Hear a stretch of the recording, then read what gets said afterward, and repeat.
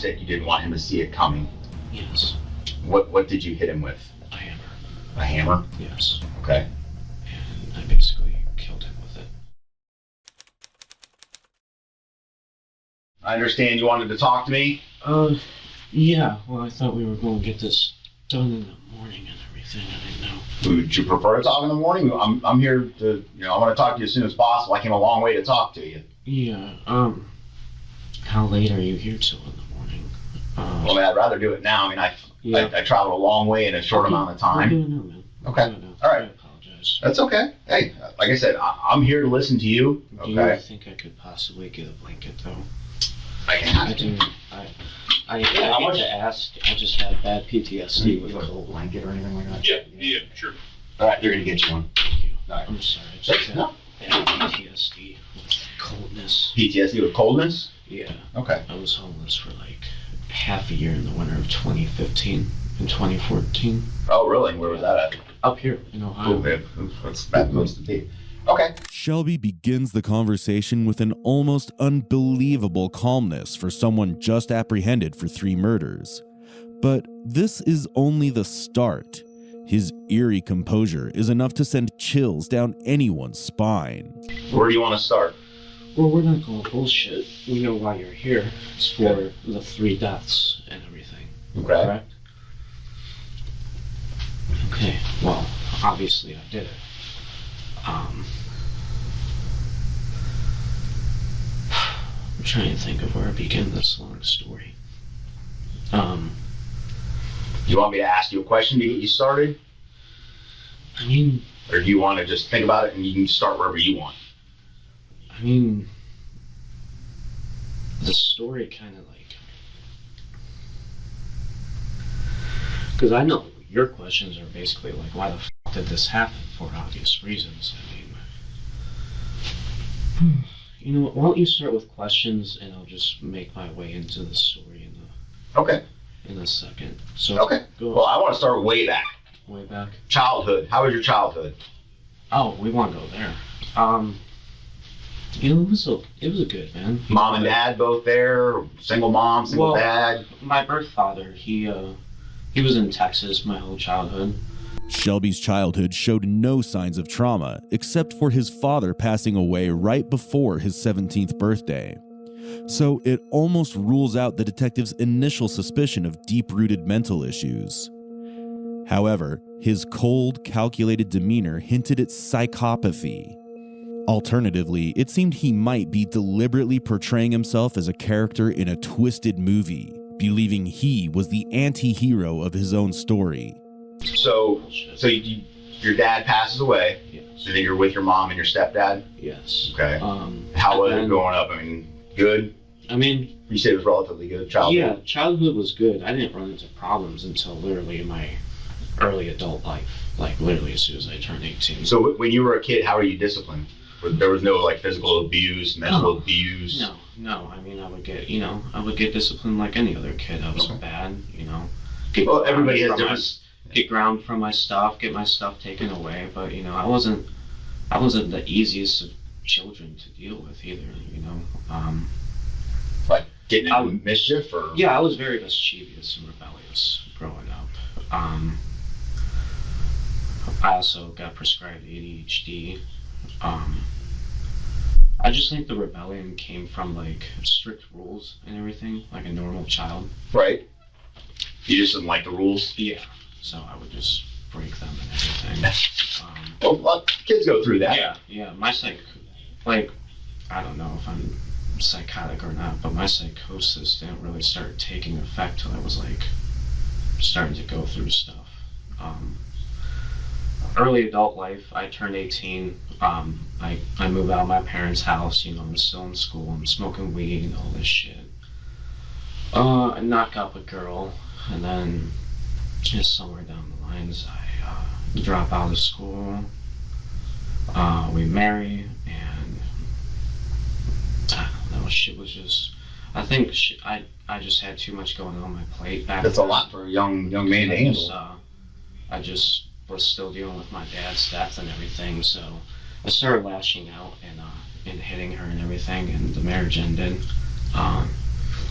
And what was her name? Her name was Caitlin. Caitlin? Yeah, Okay. but we're on good, just because all that stuff happened back in the past, we're on very good terms now. Shelby calmly described a severe act of domestic violence, showing absolutely no remorse. It was as if nothing could affect him, but the chilling interview was about to take an even darker turn. So how long were you homeless? Approximately 6 months. 6 months. And what changed? When I met my second wife, which is their mother. Jamie. Yes. Okay. And how did you meet Jamie? I was a manager at Burger King by this point.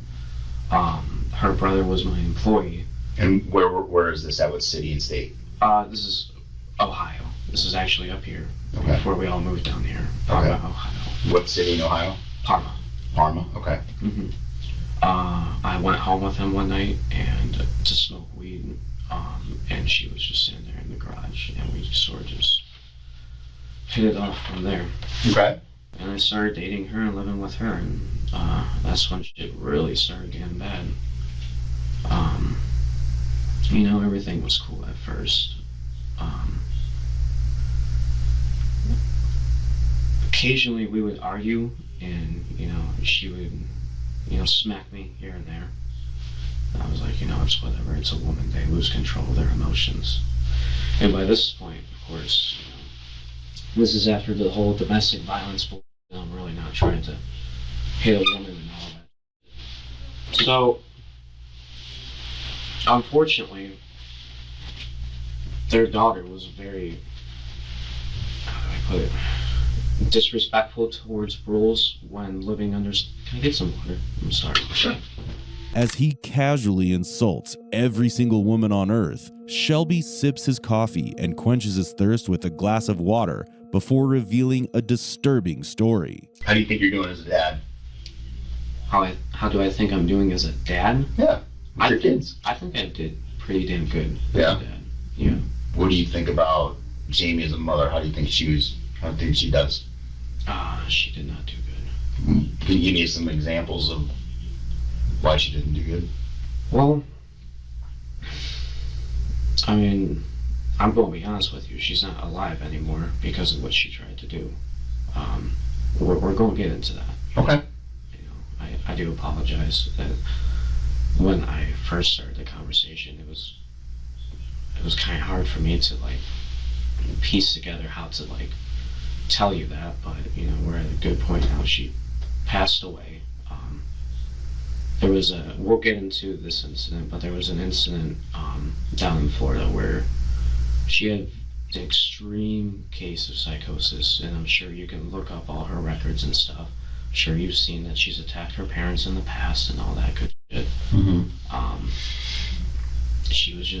She would get into a mode that she just could not control. When I tell you, it would literally be like looking into the eyes of a demon. It literally was. So she came at my daughter with a knife after she had got done severely beating me. And there are scars on my body and shit, I'm not giving myself an excuse, man. I'm just telling you the reason as to why shit happened. Mm-hmm. But when you come at my daughter with a knife, I don't, I have to stop you. Right. And unfortunately, I went too far. I choked her out, and then when the blood started coming out of her nose, I stopped. But It was too late. it was too late. And where was that at? This was at a house. This was the last house that we had down in Florida, and this was about a year ago. So she's been deceased for a year? Yes. Okay, was that in West Palm? No, this was in close to Tarpon Springs, Pasco? Newport Richie. Where is she now? I buried her in that backyard. She's in the backyard of that home. Yes, buried. All right. So say this is like the little deck that you walk in on. Okay. You turn immediately right and walk 5 steps out, and she should be buried right there. Jamie, who was initially believed to be missing, had actually been dead for a year. This meant Shelby had managed to avoid capture from January 2018 to January 2019. Now, the pressing question was, how did he manage to stay under the radar for so long? Did anybody ever ask you where she was? Oh yeah, I mean, I lied. Well, I mean, I obviously you're gonna lie if, you know, something like that has happened. But I'm like, who asks you where she is? Like, doesn't Nick go, hey, where's my sister? Or her parents call you? Or Well, yeah. And thankfully, I knew her so well. I knew how to act like her. It was weird, man. You know, they never talked to her over the phone or anything. I would just act like her. I was on text message and everything. You know, sometimes I would act angry at the parents and all this stuff, but dude, I would just feel bad. So I would like send them pictures and everything of the kids because like they were persistent. And of course, you know, everybody else, you know, because I left Florida immediately.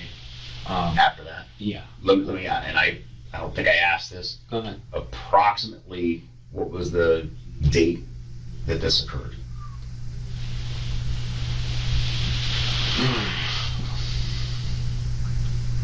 It literally happened around the year last year ago. Like, Approximately a year ago? Like literally in the beginning of 2018, like January. January of 2018? Yes, like I was gone by the end of 2018, or not, by the end of January. I'm sorry. Okay. So do you remember the beginning of January? Or end of January? It was definitely middle of January. Middle of January of 2018 on Norwood Avenue in Newport Richey. Yes. Do you think it's important, or do you want to get off your chest? Or... No, I mean, this is the type of shit she did to me. She what was that from? Fingernails, a knife, or this was a knife. This was a hammer. that the mark right here? Yeah. I don't know, man. Did you ever call the police on her? The police were called on her multiple times In Newport Richey? Or where? in just Florida and Ohio, man. Like, but I was just under her control, man. Like, I know I come across as the evil one, and quite honestly, I am. You know, I'm a monster for the shit I did. But unfortunately, there's a reason for the shit that I did. She would go in jail. Her parents would lie for her. She would come out. She would go into the psych ward. Her parents would lie for her. She would come out. I would lie for her because I was under her control. Now, when you say she was like the psychosis that you described, was she seeing a doctor or a psychologist? She refused to. Refused to? Was she on any meds? She refused to be on any meds. So She thought that she didn't need any help. during the duration that you knew her, she never went to a doctor that you know of for her We mental tried. issues? We tried to get her there, but she just did not like what the doctors had to say, and so she'd be like, "I'm not going there anymore." Okay. It was, you know, every day my kids saw a woman beating on their dad, and I just didn't want that. Shelby could have concealed the fact that he pretended to be Jamie, but he chose to reveal it. This suggests a sense of pride and further underscores his psychopathic tendencies. Moreover, his calm demeanor suggests he still believes he was justified in his actions and is trying to play the victim card. Also, it's quite shocking that Jamie's family never attempted to check on her, despite not receiving any response from her for an entire year. I bought a place in Elyria. I tried to make it work. I even got a job and everything, but people just weren't babysitting my kids. And babysitting was hard to come by. Mm-hmm. And of course, during that time period, I was afraid to get on welfare because it's like they're going to be looking for her Mom. They're going to be like, "Where's mom?" And then, so I left there for like a couple months. And then I can't make it. My parents can't help me because my brother has cancer at this point. He beat it though. Okay, that's good. Yeah. So I have to move to Texas to where all my other family is at. So I did that for like half a year, I believe. Who did you stay with in Texas? I stayed with my granny for the most part. And then me and her got into it. What's her name? Oh shit. Deborah Gray. Deborah Gray. Okay. She's still living? Yeah, she's alive. Okay. And then she kicked me out because she couldn't handle the kids. But I was working a good job. I was working in the oil field for a while there. And then I get another place. And I'm working and everything. I'm still trying to shake off Jamie's family for the most part. And it's just... Are they pestering you? Like, where is she? We haven't seen her. No, it's not even that. You're still doing the texting like you're her. Yeah. But did she have her own phone and you had your own phone, or did you guys only have one phone that you shared? We only had one phone. Okay, because I was thinking to myself, like, you had to keep paying the bill to keep playing like you were her. Yeah, okay, no, so you shared a phone and you just pretended to be her. Yeah. Okay. Yeah. Well, I don't really call it sharing a phone. It was mostly hers, but yeah, that's how that happened. Okay. So Granny says you need to go. Yeah, I get my own place, and then I had my own place for like another 3 months, so we're getting towards the end of the year, and unfortunately now I'm seeing something has to be done because I don't want to get caught. So, in a desperate attempt to save himself, Shelby devised a chilling plan. A plan so sinister it would shock all of Florida. And very soon, he would reveal the reasons behind it. Okay. Well, let me ask you this. So you initiate conversation with Laura. August. When do you leave Texas and drive to Florida? What date? I can tell you it's in the beginning of December. As far as the exact datage, I would have to go through my phone to be able to tell you that. Okay. Like, in relation to Christmas, how many weeks prior to Christmas do you think you got to Florida? It was definitely like beginning of December. Beginning of December, you drive from Texas to Florida. Mm-hmm. What are you driving? Her old car that I had. Beginning to mid-December? No, it was beginning. Beginning of December, you pack up the kids. Mm-hmm. Pack up, I'm assuming, the stuff you're taking with you because you're leaving everything else behind, right? Mm-hmm. You drive to Florida. Mm-hmm. Does she know you're coming, or you just kind of show up? No, she knows I'm coming. She knows you're coming. However, she thinks that Jamie is staying behind due to work issues and everything. Okay. So you arrive. Mm-hmm. How's it go? It goes great at first.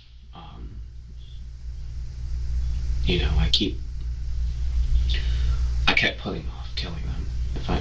If I'm going to talk about this moment, we're going to talk about it. I put off killing them, and I tried to look for every alternative not to do it. And of course, I didn't have to do it. There was no reason for me to do all this, But he did it anyway. And the next part of the interrogation would shed light on the motive behind this horrifying triple murder. I was coming up on a year that she was dead and everything. I just wanted to... This is going to sound weird, but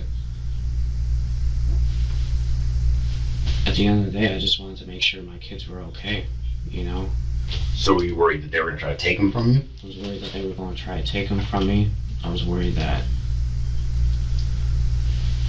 honestly, no offense to them, they were great people, and I did care about them and love them greatly. I did. I actually got along with her more than my own mother, right? Which is sad. I didn't want to do this shit, man. I didn't want to do any of this shit. But they just don't know how to raise kids, man. Like, flat out. Shelby killed 4 people who were family to him, all under the guise of protecting his kids. His paranoia about believing his children might turn out like their mother Jamie is hard to comprehend. His statements reveal his prejudiced nature and even contradictions.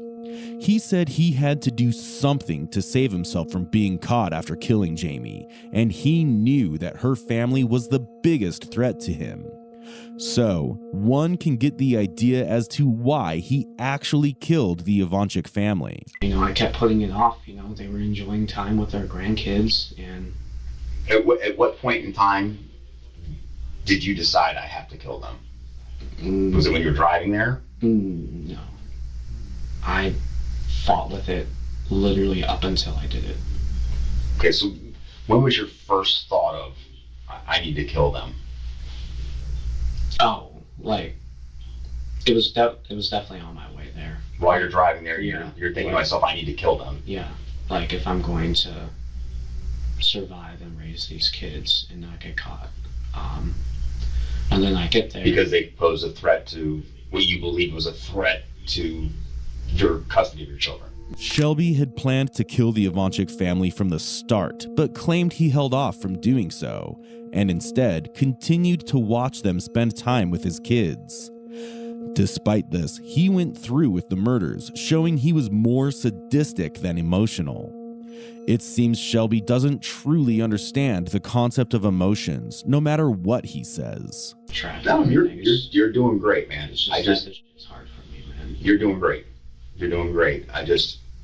While we're in the steps, I'm trying to get stuff. I don't want to forget things. Of course. And I kind of want to try to, as sequential order as we can, so we're not jumping around. You know what I mean? If I'm being honest with you, we've been doing awesome on the order. Like, Okay. as far as time and everything, as far as, like, chronological order. Okay. We've been doing very good. So, go from there. You get there, and you said everything was going great at first, right? Yeah, by the way, also what made things easier to not be able to talk on the phone with them, for Jamie not to be able to talk on the phone with them, there was a debt collector from the old house, because, the old house got trashed. I kind of trashed it to, like, make them not really, like, think that there was a dead body there, Try to throw them off. Yeah, I was trying to be intelligent. It was the most unintelligent thing you can do. Well, while we're talking about that, when you put her in the grave, you cover it, did you do anything to, like, disguise the top of the grave, like put leaves over it or anything? Because I've seen, you look at the backyard, you don't want to see this fresh pile of dirt. Yeah, no, I put something over it. It was, we had a bunch of, like, these wooden, oh, god damn it, what are they fucking called? Not wooden planks, but, like, basically, there was a bunch of shit that could have been used for construction in our backyard that I, like, put over. Just laid it over the top of it. And what did you do with the excess dirt? Just spread it around the yard, or? Oh, I just put it all in the grave. It all fit in there. Oh, and it then I did? just, like, smoothed it out and then put stuff over it. Okay. All right, so fast forward, we're back to your Tarpon Springs. Your kids are staying in the bedroom with you. You go down the hall, first door on the right. Yeah. Correct? Yeah. Okay. So I'm there for probably a good 2 weeks before I killed him, though.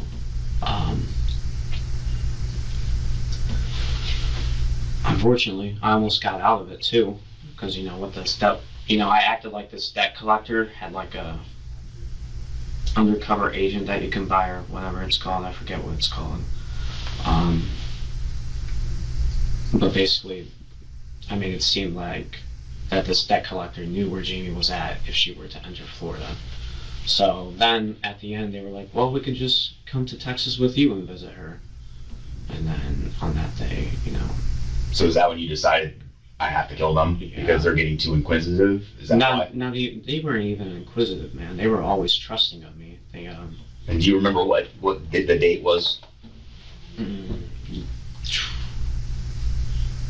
December 15th and December 16th. December 15th and December 16th is when you killed them? Yes. Okay, do you remember? The Okay. parents, go ahead. What's your No, question? no, I don't want to stop you. Go ahead. Um, You said the parents. The parents passed away first, and then I dragged their bodies into their room, cleaned it up, waited for Nick to get home, spent one last night with Nick, and then when he went to bed, I killed him too. It's quite weird to know that Nick didn't even question the whereabouts of his parents for a complete day. But currently focusing on Shelby, he confessed to the murders of his in-laws as if it were nothing. He admitted to waiting for the perfect moment, constantly thinking about killing them, all while remaining as calm as a summer sea. His demeanor won't change, but the details he's trying to reveal will only grow more horrifying. What did you hit him with? A hammer. A hammer? Yes. Okay. And I basically killed him with it. Okay. So when you say, where's the first place you struck him with the hammer? In the back of the head. Back of the head, like right in the middle of the back of the head? Yeah. You just came up behind him and Yeah. hit him? Does he fall? Yes, he falls. Just falls to his knees, or? No, he's unconscious. And then, One shot, he's out. Well, he's Unconscious. unconscious, yeah. Okay. And then I whack him again a couple of times on the head to give him a quick death. Do you remember where on the head? No, because if I'm being honest with you, I wasn't trying to commit the act in the first place, so I'm not really trying to look. I know I definitely got him right here, but all I really did was bash him a couple of times and then walk away. Okay. And then he passed away. Did you hear him still breathing, or? When I did, I would go over there and whack him just to try to get him to be done, because I didn't want him to suffer anymore. So, after you hit him the first couple times, you walk away, Mm-hmm. and I just don't want to put words in your mouth. You hear him, so you go back and you hit him a couple more times? Yes. Okay. Yes. And how many times did you have to keep going back? That was only one time that I had to go back. Okay, so if you had to guesstimate how many times you struck him with a hammer, what would you think? I would say 5 to 7 times. 5 to 7 times. And it's right in the area by where your kids' toys were at? Yeah. Okay. Where are Bella and Oliver at when this is happening? They're in the room. They're in the Yeah. the bedroom you were staring at with the door closed? Yes. Okay. Did they come out? No, they can't open doors or anything. They can't open doors? No. Okay. No, I had the room completely baby-proof for them, so they were safe. Shelby claimed his kids were safe, but safe from whom? Their innocent grandparents, or the monster of a father who was savagely bashing a man's head just outside their door. Regardless, it was now time to hear the details of Laura's murder. You greet her at the door. Yeah, and then She starts she starts walking towards the kitchen. Still doesn't notice her husband. Okay. And then I basically take her out before she can notice anything. Okay, and where do you hit her? Same place. Back of the head? Yes. Okay. She drops immediately? Mm-hmm.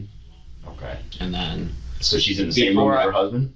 no, she's in a different room. Okay, where? She is in the living room, walking towards the kitchen. Kitchen? He's in the dining room, Okay. towards the left and everything. Like I said, I don't know how she did not see him when. He killed both of them an hour apart, but rather than taking a moment to feel guilt or regret over his actions, he calmly and patiently waited to murder Laura. This clearly shows that while Shelby might not fit the textbook definition of a psychopath, he undeniably exhibits psychopathic tendencies.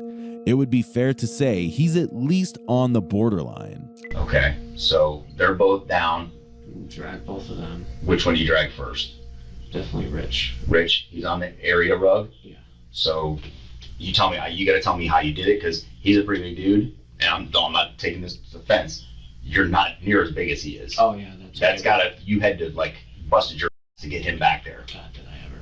Yeah. How long did it take you to get him from there down the hall and into the room? Dude, honestly, only 5 minutes. Probably your adrenaline through the roof, right? Yeah. I mean, you gotta be like, do you know when Nick's coming home, or is it like, oh shit, I gotta get going, Nick could come home, I gotta get them out of the way?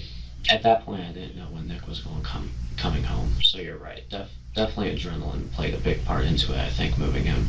But yeah, I got him out of there in like 5 minutes, and then I moved her in there, and then I cleaned up all the blood with the mop and everything.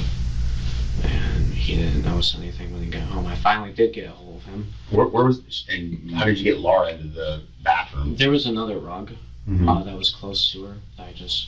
I threw a towel on her. Sorry, I'm fine. And then I put her on the rug, and then I dragged the rug.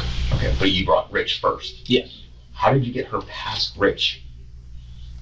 Because he was, from my recollection, he's laying on his back with the rug covering him in the doorway. You have to pass the doorway to get into the bathroom. I'm sorry. I think I brought her in first. Okay. That's why I'm asking these questions, because you could have done it, but I want to make sure we're right on the order, because for you to get her over the top of him would have been a pretty good feat. Yeah. So no, that would not. Now that you think about it, you're positive you drug her back first. Yes, she got drugged back first. Okay. I apologize. Okay, so you get both of them on their area rugs into the room, close the door. You just chill with the kids until Nick comes home? Yeah. Okay. What Of time course, did you everything. It's like 6 or 7. After committing 2 horrific murders, Shelby calmly waited for Nick to arrive. What he did next was nothing short of pure barbarity. Because I saw a lot of blood stains on the couch. Couch wasn't moved at that point. I understand that, but is the blood staining that's on the couch from you striking him? Does he fall against the couch? On no, the that's couch. That's from Nick.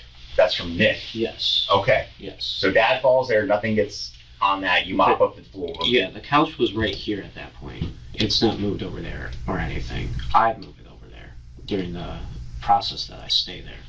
Okay. Nick was asleep on the couch when I killed him, so that's where all the blood stains on the couch come from. Okay. And then I moved the couch to block off that room so the kids don't run in. Where are the dogs?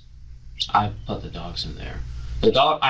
Were they still alive? Yes, dogs don't die until like literally the last minute. And Like before you leave? yeah. Okay. So you just close the dogs in there with the 2 Mhm. that you just killed? Mhm. Okay. You're playing with the kids until 5 or 6 when Nick comes home? Yeah. Okay. You said you wanted to spend one last night with Nick. Yeah. But I just. you said you have to kill him because obviously you killed his parents. Yes. Okay. So he comes home. Tell me what happens when he comes home. He comes home. He brings some weed and everything. He's got edibles and all that stuff. I start giving him money and I order us a pizza. I get us more weed. That type of stuff. How did you get more weed? Huh? How did you get more weed? Oh, he went to the dealer to get some more and everything. Did you go with him? No, I stayed home. Okay. And he has a car, right? A minivan? Yeah. Where's his minivan? Minivan's parked in that driveway. That's his minivan. The blue one that's there is his minivan. Yes. Because I talked to a bunch of people and they kept saying, no, that's not his minivan. And he drives a dark minivan, dark colored minivan. They kept saying this dark colored minivan. We couldn't find this dark colored minivan. Old people are idiots sometimes, to be honest with you. So that They think minivan. they know there's something. Yeah. So that minivan that's still at the house is Nick's. Okay. I'm sorry. I know I interrupted you. Nick comes home. You guys are smoking weed, eating edible marijuana together. Just, you guys have been friends for a long time. You want to spend one last night with him. So go ahead. I mean, there's nothing much more to it. What time is... So I'm assuming you guys are here watching TV together and he falls asleep at some point. It will soon be revealed what exactly happened to the dogs. But first comes the disturbing details of how Shelby killed his brother-in-law, Nicholas Ivanchik. So you're watching TV, he falls asleep. Yeah. Where are you at when he falls asleep on that couch with all the blood stains, but it's at that point in time. Here's how it happened. We're watching The Grinch and everything. He gets tired. He goes to sleep. I put the kids in the room. I wait until I think he's asleep. I fall asleep myself. And then I wake up at like 3, 4 in the morning. And then I grab the hammer. I tiptoe to him. And then I do what I did to them. I don't like saying it, but I do what I did to them. Same thing, same hammer? Yeah. So the same hammer you used the same hammer to kill all 3 of them? Yes. So he's asleep. There's a lot of things. There was no real one thing. There was a lot of things. I mean, you did things I think you may have thought you were doing them carefully, but you didn't. Okay.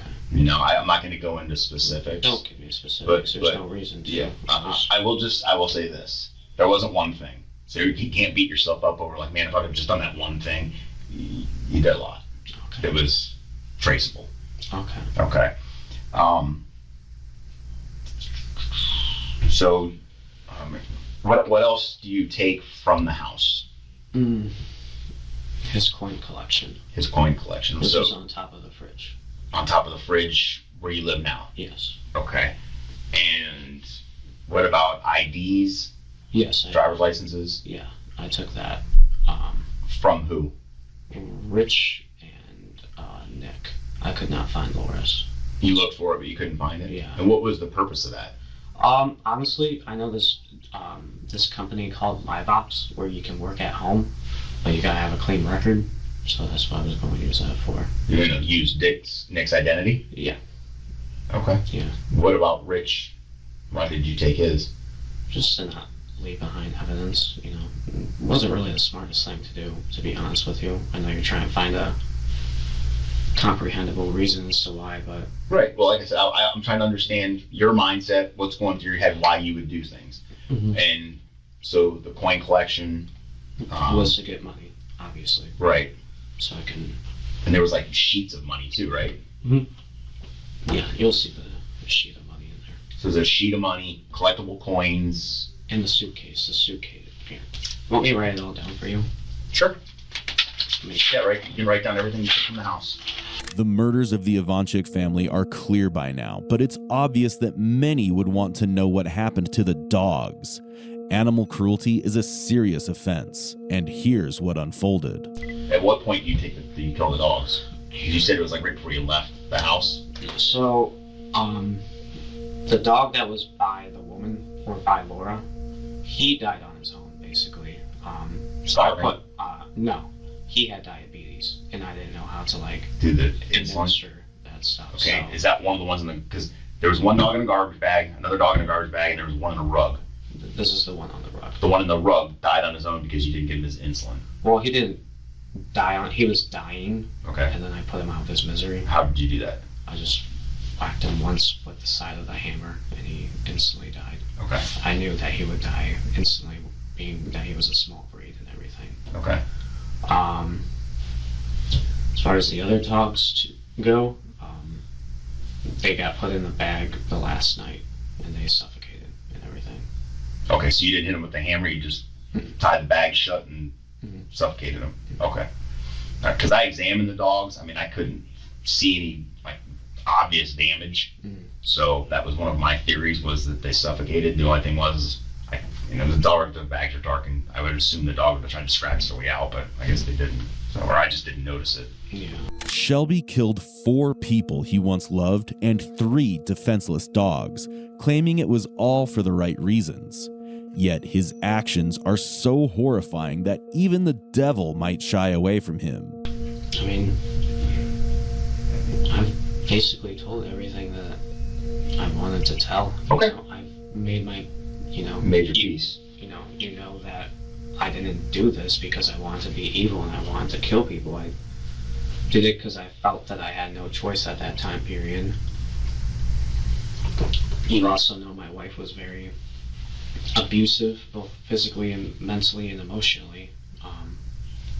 And like I said, please feel free to look into her record, and you can see all the police calls and all that shit. You'll see that. But Okay. And like I said, I mean, we know you like Domino's pizza. I know that. I saw the Domino's boxes in the house and on the patio, and is it the kids that love the chicken nuggets, or is that you too? that's the kids. Yeah. Yeah, it's funny because that's just what I had going on at the house before you guys jumped. Did Daddy, we want chicken? Oh, does your daughter talk? A little bit. And obviously your son's too young to talk, right? Yeah. Is he walking? He's walking, yeah. Is he? I feel bad for them though. I really do, because... Well, I feel bad for them also. I mean, their mother's gone, and for all intents and purposes, now their dad's gone because of what, unfortunately, is bad decisions. Shelby Neely's mother was granted custody of the children, while Shelby himself pleaded guilty to all charges on December 13th, 2023. It's surprising that someone who confessed so calmly took 5 years to admit guilt officially. The initial thought was to stab in the umbilicus of the navel so I could get the inferior vena cava or the abdominal aorta and bleed out with no time whatsoever. This is 46-year-old Anthony Todd, describing how he mercilessly stabbed his 4-year-old daughter, Zoe, in late December 2019, before suffocating her until every last breath left her tiny body. But he didn't stop there. Lost in his madness, he took the lives of each family member one by one. 15 minutes, you held a pillow over your daughter's head? How long did she kick and scream? Only for a couple of minutes. And Alec, who was 13. I stabbed him and he started kicking, was trying to get up. So I ended up putting a pillow on the back of his head so he wouldn't hit me with the back of his head and get the knife right in there. He didn't even spare their innocent family dog. We decided that we wanted the dog with us. So you just suffocated the dog? Yeah.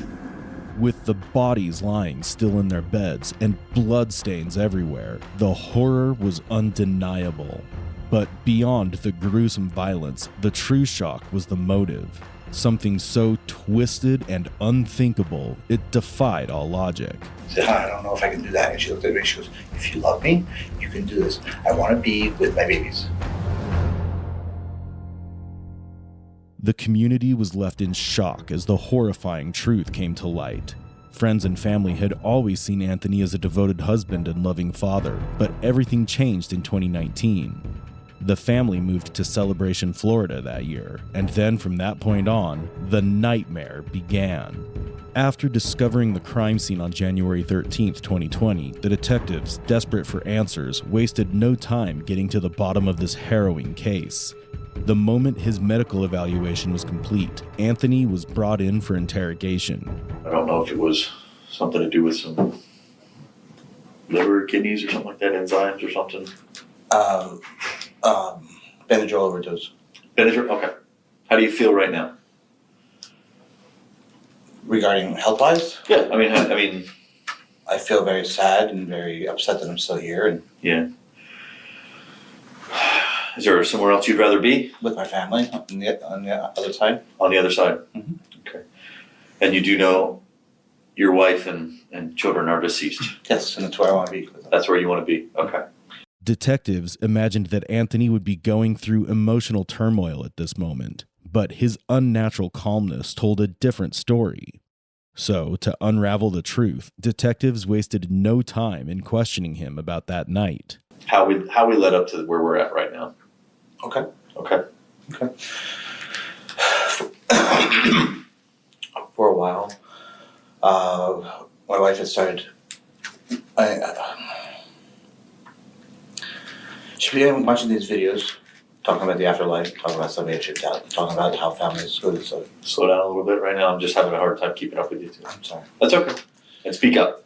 And in watching these videos and watching everything going on, she presented them to me, and I started watching them with kind of a uneasy, whatever. And the more and more we watched, the more and more I gained an understanding that there is more than this life here, Mhm. a higher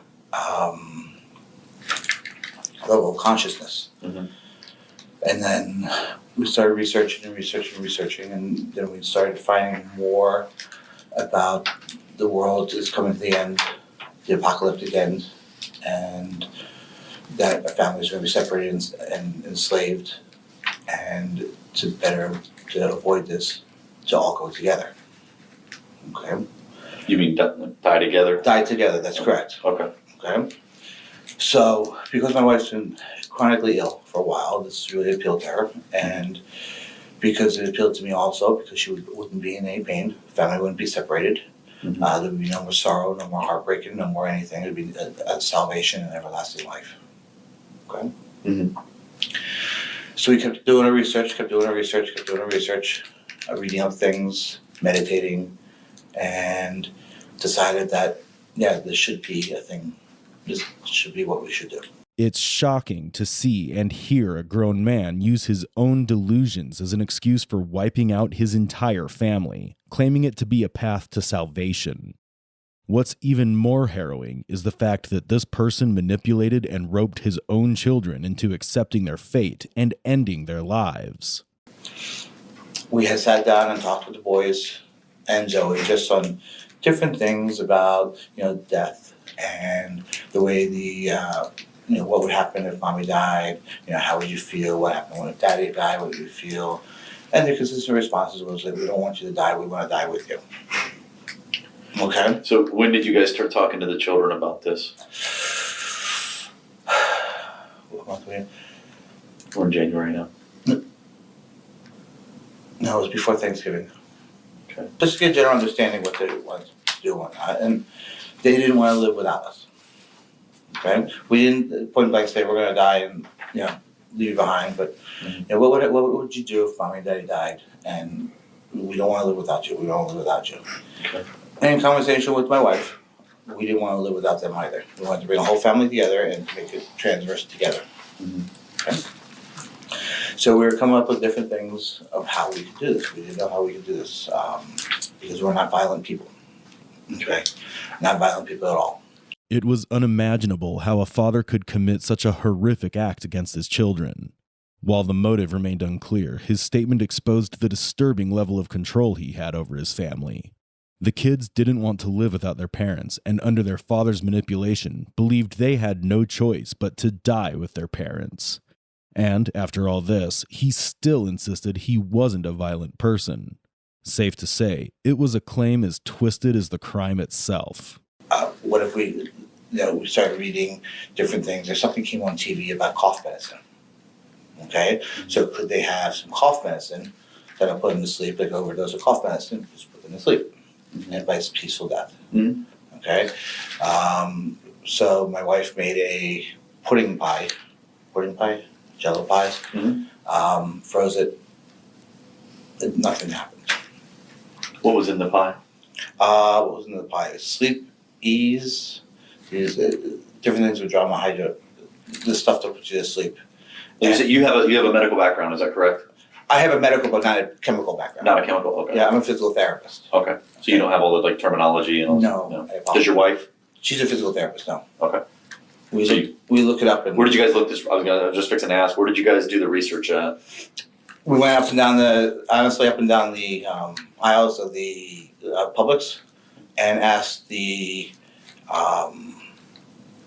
drug guy. I can't think Pharmacist. Pharmacist, thank you. You know, what's something good to put you to sleep? You have trouble falling asleep. When did you guys start doing this research?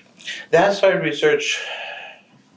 It started research before Halloween, but I just intermittently trying to figure out when was going on. You know. Mm-hmm. Okay.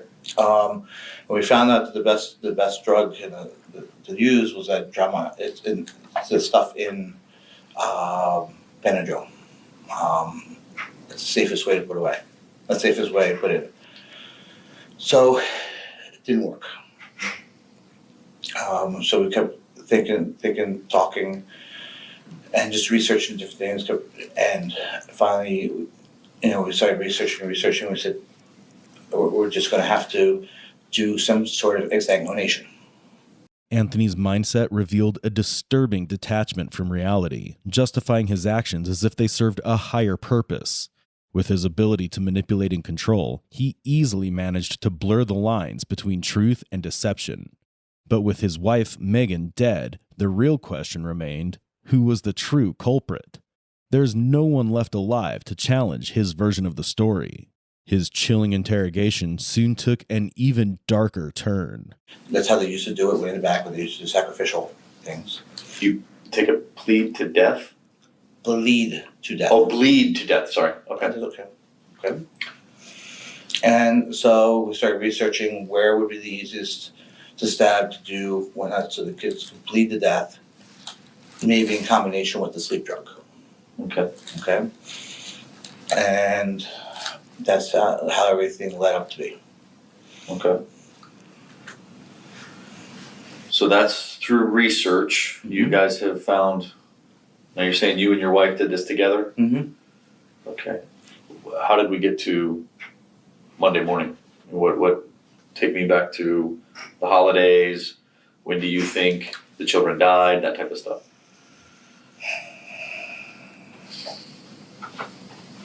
I'm still trying to remember when the children died. I can't put those pieces together. Yeah. And I'm sorry. No, you're fine. We wanted the kids to stick around for the Christmas holiday concert because we didn't want to disappoint that. Did you guys celebrate Christmas Day? No, the kids are there before Christmas. Because family is saying that That we were sick. Well, that they spoke with Megan the day after Christmas. Was Megan alive the day after Christmas? No, she died right the day after the boys did. Right. I remember you saying that the other day. That's why. But I've made contact now with your family and with Megan's family, and so Megan's family is 99% sure that looking back through cell phone records and stuff that they spoke with her, not text message. They spoke with her the day after Christmas. No. And she said the children were sick. No. Okay, so you're adamant that they died before Christmas? Yes. Okay. The children, you said, died 24 hours or so a day prior to Megan? Correct. Okay. From this confession, it was clear he wasn't telling the truth. Detectives had already received multiple calls from Anthony's sister, contradicting his claims.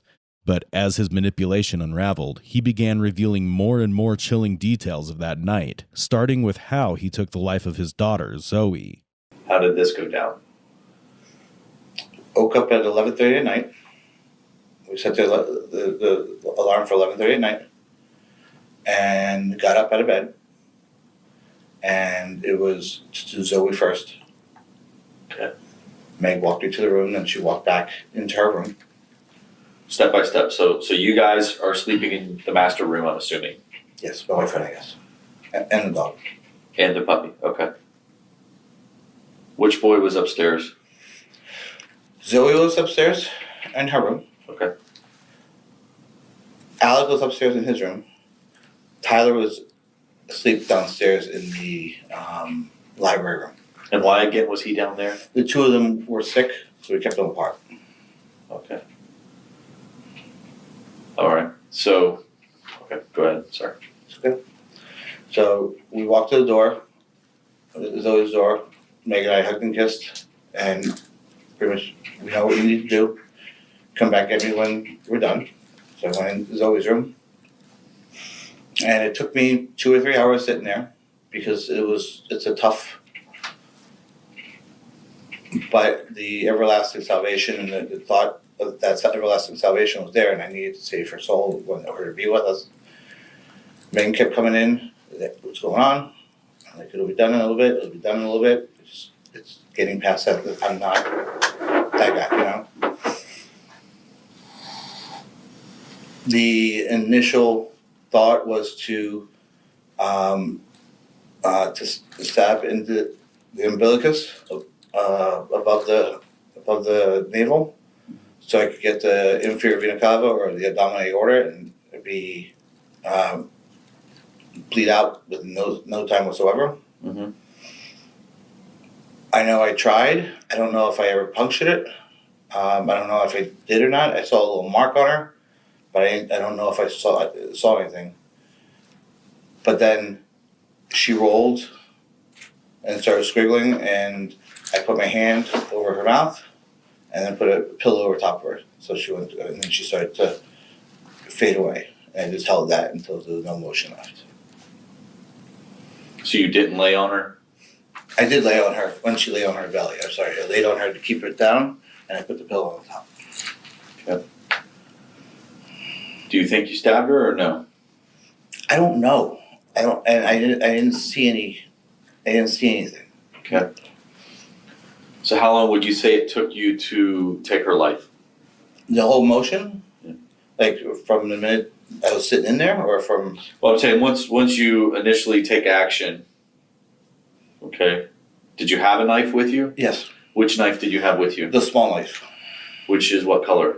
green, Okay, that's the green buck knife that you the talked green about? buck knife. Yes. Okay, all right. So you had that in her bed. Mhm. So how long from the time that you had the knife out to the suffocation until you think that she was deceased? I want to say 10 minutes, 15 minutes, right around there. It seemed like that night took forever, so it's hard to really gauge on the time. Okay, and you said you used a pillow over her head? Yes. Was she face up or face down?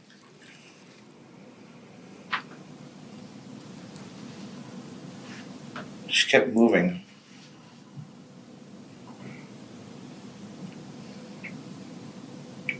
I think she was on her back with her head towards the wall, so in that way. So for 10 minutes, to 15 minutes, you held a pillow over your daughter's head? Mhm. How long did she kick and scream?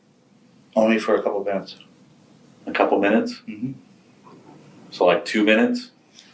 I had no timer, but yes. I'm just saying guesstimates looking back. And I just held it there. That's a long time. Yes, it is. Did the other children hear her? No. Did your wife hear her? My wife kept going up. I felt her in the opening the door to see what was going on and shutting the door and walking back. Okay. Because you could see the light coming in. Okay. So you think the sun was coming up, or was it just the light from There was light from the hallway. a light bulb? Okay. No one could ever imagine the terror that little girl felt when she realized the man meant to protect her was the one ending her life. But the nightmare didn't end there. As detectives struggled to process the unthinkable, Anthony Todd revealed what he did to his eldest son, Alec. And what made it even more horrifying was Megan's reaction. We go into Alex's room. Alex's room? Yes. The one next to the bathroom, the one upstairs. Well, upstairs. Yeah. And beforehand, we had talked about the aspect of she's got to hold his feet down, and I'll do the stab. How old's Alec? 13. Okay, so he's the oldest. Okay. Okay, so what happens? We walk in. He's on his back. She's just sitting there holding his feet together. We're just in there, just eyeing each other, just gaining the confidence, I guess, And I go to, I stab him, and he started kicking.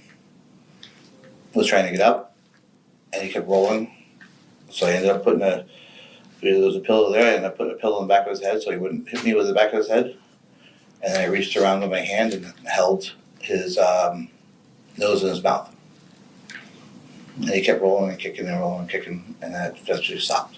Where was Megan at? Megan left midway through there and went back to the room. All right. How long would you say it took to kill Alec? That one I have no idea. It went quickly, but I don't know. Okay. And there was blood and everything in his bed? On his bed, yes. Where did you stab him? In the stomach, the same spot that we identified as where you could get the inferior vena cava. And what area did you call that? Inferior vena cava? No. You called it earlier. Abdomen? I mean, it's an overall the abdomen, but I think you used another term earlier. It was the one that you specifically spoke about above the navel and Umbilicus. umbilicus. Yeah, the umbilicus. Okay. Is that something that you researched and learned, or you knew that from your profession? Research and learn ahead of time. Okay. Especially on a website called Quora.com. Getting back to taking the life of Alec, and is it Alek? Okay. Alec, who is 13. Mm-hmm. You're saying that you were solely responsible for his life loss, That's correct. his murder. That's correct. Okay. Your wife at this point was where? She had gone back to the room. Okay. By taking full responsibility for Alec's death, Anthony revealed a chilling mix of control, detachment, and self-serving guilt. But his reign of horror was far from over, and without hesitation, he moved on to his next victim, his son, Tyler Todd. Okay, so Alec is gone. What happens after that? I walk into the room, Meg and I console ourselves, and she turned to me, she goes, "We have to finish this, there's one more left, let's go, before the sunlight comes up." Okay. I said, okay. So she says, "I'm going to go downstairs. I'm going to stand," because the way the downstairs is, the way the downstairs is, I don't know if you saw the house. Mm-hmm. Once you got it, my Tyler is the strongest kid, and my Tyler is the quickest kid. And if he got out of the room by chance, it wouldn't help the situation. Why not? Because we wouldn't be able to catch him, hence we wouldn't be able to all go together. Was there fear like maybe he would Get away. like outside of the home, like alert neighbors or something? Or? Yeah. Okay. So it was almost like a quick, I don't want to say like attack, but it was a quicker movements with him. Yes. But same thing. Megan stood outside the door, just in case, so the door couldn't open. Mm-hmm. And I had gone in, and he was laying on his.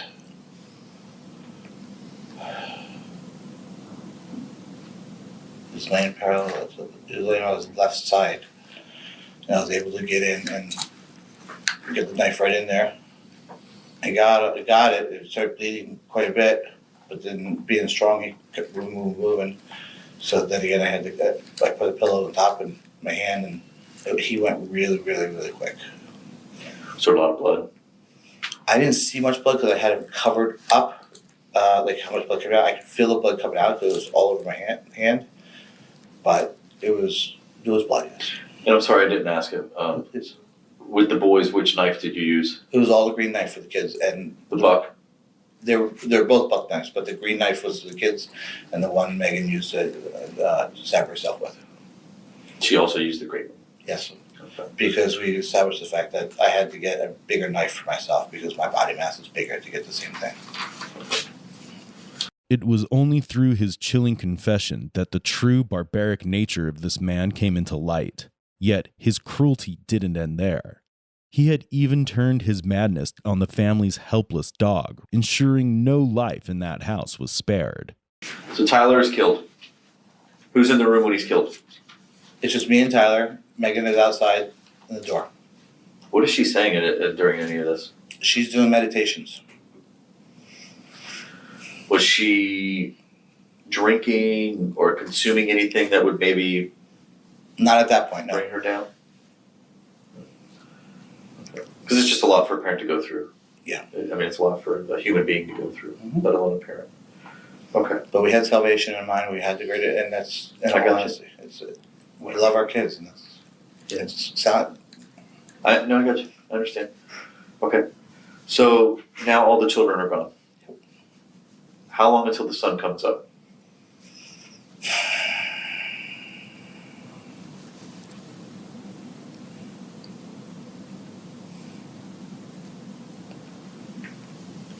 I don't know. It might be about 5 o'clock in the morning.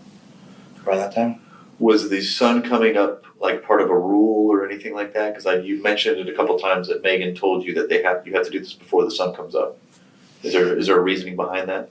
I don't know why the reasoning was behind that, but it had to be done before the sun came up. Yes. Okay. So it's nothing during your research or investigations or anything like that that has. Nothing per mine. I don't know if it was on her side, research or whatnot. Okay. I was just told it needed to be done before the sun came up. Okay. All right. So they're all deceased. What do you guys do? Go up to the bedroom. Just started talking. How do we want to? The kids are dead. What do we want to do now? What's going on? What's our next step? What are we gonna do? You mean this wasn't planned? It was planned, but it was like just the dog. Did she want to go first? Let me go sit. Because there was some discussion of me going first and her staying last. Her going first. She wasn't sure which one she wanted to do. So we decided that the dog. We wanted the dog with us. Mm-hmm. So she held the backside of the dog down, and I put the I call them Mexican blankets. They're like these blankets around, and then I was able to hold the knot in her snout and her nose closed, and she went peacefully. Picked her up, put her in her bed, and then Meg was like, "I want to go next. I want to be done," and then whatnot. So you just suffocated the dog? Yep. So if there was any type of marks or anything like that on the dog, you wouldn't know anything about it? What kind of marks were on the dog? I just suffocated the dog. You didn't stab the dog? I didn't stab the dog. Was there a stab wound on the dog? That's interesting because I didn't stab the dog. Well, there was a stab wound on the dog. Okay. The dog was collected as well. So. I don't know. I don't, I mean, it's neither here nor there. I'm just telling you No. that that's one of the discrepancies that I've noticed in the No. statements. Okay. All right. So you kill the dog. And didn't you say you like put it in its bed or something like Yeah, that? the Where bed did you place it at? the bed, we wrapped it in the blanket, whatnot, and put it underneath the bedside table in her bed. Her. Okay. What was her name? Breezy. Breezy. Okay. Did you I'm sorry. Where did you kill the dog at? It was on the foot of the bed on Megan's side. In the master room. That's correct. And that was the final resting spot was in the master bedroom, correct? Correct. All right. So the dog's dead. Now what happens? Meg wanted to go. Okay. So we had decided, I said, what do you want me to get? Your wine? What do you want to help calm this down? So it won't hurt as much. We had some spray stuff, and so she could use that instead. So she wanted some wine and some, it's purple, Tylenol PM. And she started taking that a little bit. Gave her the knife. I laid next to her and she put the knife into her stomach. Okay. And I said, did you get the spot? It's right here. She said, yeah, I feel it. Okay. We're laying there for 45 minutes. It's supposed to take about 10 minutes, what everybody says, if you hit the spot. And what is in that spot? What are you talking about? The Which inferior spot? vena cava. Okay. On the umbilicus. You're supposed to be able to bleed out. They say 1 to 4 minutes, but under 10 minutes. And what are you specifically targeting within that area? The inferior vena cava. Okay. It's the big blood return. Okay. Okay. It's a large vessel and you bleed out in your abdomen. It's quick. All right. Okay. How much did she consume? Wine or I'm assuming, is it grape flavored? You keep saying purple. Yeah, the first one was grape flavored. What do you mean first one? She had a glass of wine with the stuff. Okay. We were laying there for about 45 minutes. After she stabbed herself, she says, I feel nothing happening. Nothing happening. I said, okay, this is good. What do you want to do? She said, do we have any Benadryl? I said, we have liquid Benadryl. She goes, let me have that. Let me try some of that. Maybe that'll put me to sleep or let me go sooner. Mm-hmm. So she was drinking liquid Benadryl. And I was checking back on her, give her some peace. Walked around, came back, walked around, came back. And at one point I thought she had passed from doing the Benadryl. Nope, she was still there. And she had sat up. What makes you think she passed? She was very quiet. There was no motion. I couldn't see her abdomen going up and down. This is from afar without even me going up to see her. Okay. Was her eyes open? Eyes were closed. She communicating with you? When I came up, I was like, Meg? She was like, I'm here. I said, okay. So I said, what do you want to do? You want to try more Benadryl? Do you want the knife back again? What do you want to do? And she goes, let me try some more Benadryl. And then if not, we'll do a second stab. Okay. Gave her a bunch more Benadryl. Like I said, let that settle in for a while. Settle in. When you say a bunch more, you got about approximate amount? I really don't. I know she was. She went chugging bottles. Yeah, there was I don't know. There was a big bottle, like a family size Benadryl thing, She killed the whole bottle. and in 2 different sippings. Yes. Oh, okay. Okay. And that wasn't happening, so she decided to go through her liver. Okay. I pulled up the thing and the hepatic liver. We laid it out on where it was on her skin, according to landmarks. And I said, it's right in this area. So, okay. And she, with 2 hands, pushed in. And you heard like a little click, as if it went through something. Okay, so I was like, okay, sounds like it went through the liver, that's good, okay. She pulled it out, she put the knife right next to her, and I just laid with her. And I laid there and held her, and we just waited. It seemed like hours went by and nothing else happening. I got up, I wanted to check on our boys and our little one and make sure everything was going okay in the house, everything was okay. Came back and she's sitting up at the edge of the bed. And she's cleaning the wound. I'm like, What was she cleaning it with? it was one of my t-shirts. She had, I think she had a towel at one point. Okay.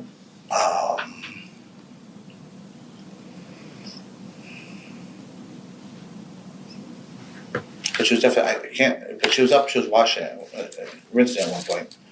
And she was like, this has gotta be done, this is taking too long, this is ridiculous. I'm like, shall we go on, look at different other aspects to do this? How do you want to do this? She goes, I want this ended now. I said, okay, what does that mean?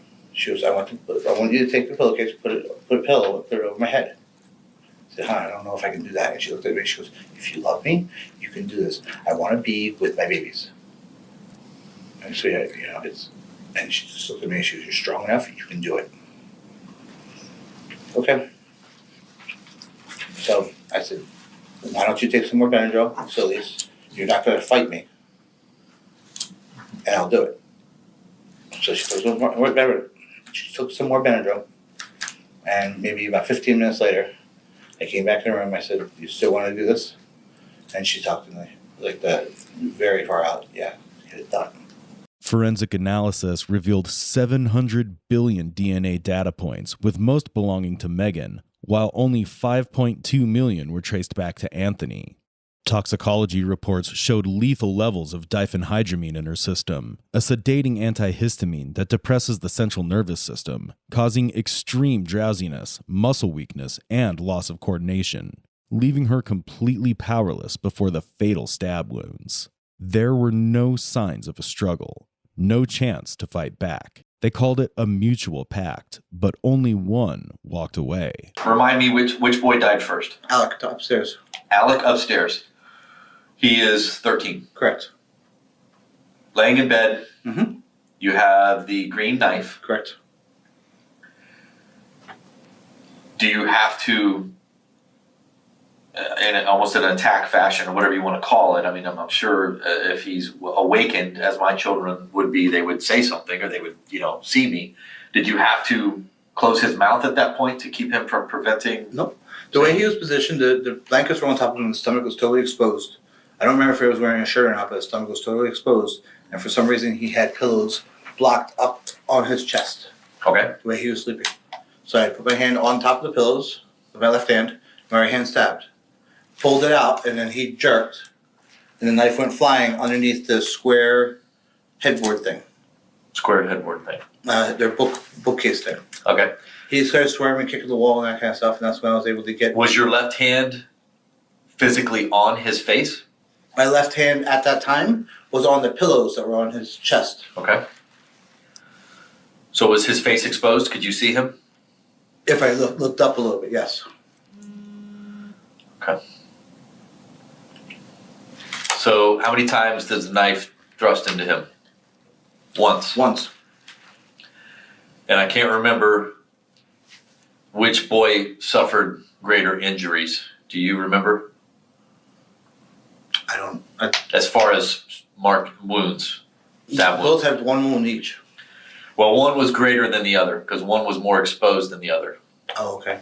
So almost as if it was maybe a slicing fashion or something like that. Both of them were like this. How were you holding the knife? Like downward? Downward, yeah. Okay. And so you went in like this? Mm-hmm. Yeah. You wouldn't go in like this? Not with Alec. It was like this because I was laying like this side. You were like this, you had his arm over the pillow and his stomach's here, his head's here, feet are over here. Yes. Okay. Come right-handed. Right-handed. Your wife was right-handed. Yes. Okay. And Tyler, what happened there? I lay next on top of him, and I came with him. I don't remember how I held the knife on that one, to be honest with you. I was able to get it in the stomach. I pulled it out, and in the midst of him kicking, the knife went behind the sofa, in between the sofa thing.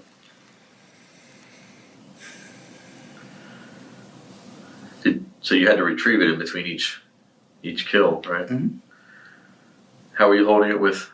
I don't remember how I was holding with Tyler, to be honest with you. You said he was more of a fighter and that type of stuff. He's stronger, yeah. He's more of a fighter. So would that be more of a blindsided thing? I mean, were you quiet about it? I was quiet about it for both of them. Yeah. Okay. Well, I mean, that's going to be some of the major discrepancies just between that. I mean, you're saying that was first before the killing or before the death, and the doctor's going to say something else. But other than that, you take full responsibility once it's done. Okay. If I could commit suicide right now, I would. Okay. Well, we're not going to let you do that. I'm just. I know. I've made that very clear to everyone that I've spoken with that you do not want to be here. Throughout Anthony's confessions, there are hints of a deeper darkness, suggesting he may have endured severe trauma early in life. Detectives pressed further, determined to uncover what may have shaped the man behind this crime. The beat of the different drummer and all that type of stuff. And was it? It's been transitional for a while. Yeah. Was it you or Meg that was primarily? I was more the follower. You were born a follower? I was more of a follower. Oh, more of a follower. So, something else interesting. I mean, it's kind of, I don't know if it's what led us up to your life and everything like that. Sometimes we're changed by tragic events as children. I understand you witnessed something, or you may have something tragic in your life involving your father. My sperm donor, yes. Your sperm donor. Okay. There was like a shooting or something like that? Yep, I break it in the middle of the night. Slow down a little bit. What'd you say?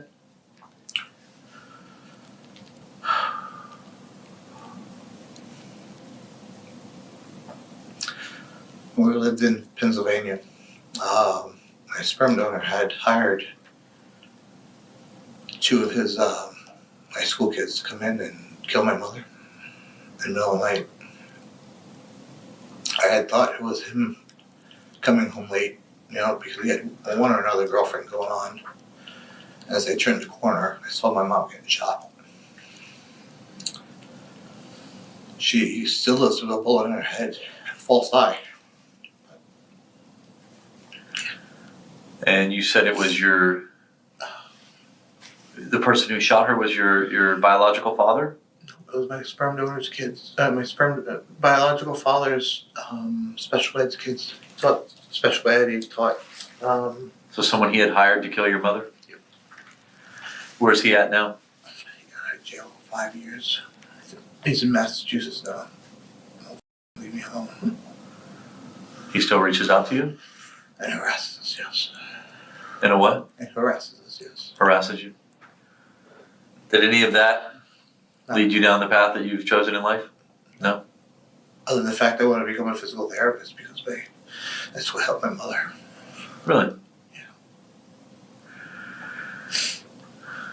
And your mother's still alive? Yep.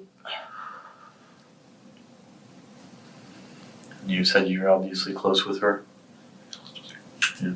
Is there any message you want me to relay to her right now? Just tell her I love her. Okay. Anthony's claims of past violence hints at deep-rooted trauma, a possible key to understanding his psyche. While abuse can blur the line between victim and perpetrator, in his case, it is just an excuse. We can see where he came from, but it still doesn't justify what he did. This wasn't the result of a damaged past. It was a deliberate, calculated choice to destroy everything rather than face his failures. You're not with your family right now.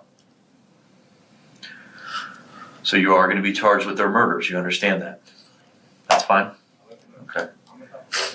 So, I mean, it's a formality that we have to take part in, okay? I know you may see things differently. No, I understand this. Okay. I mean, you were a law-abiding citizen up until this point, correct? I mean, from what I've heard, you've never, other than the little investigation that you had going on last year with the feds up there in wherever, Connecticut, you didn't have a violent...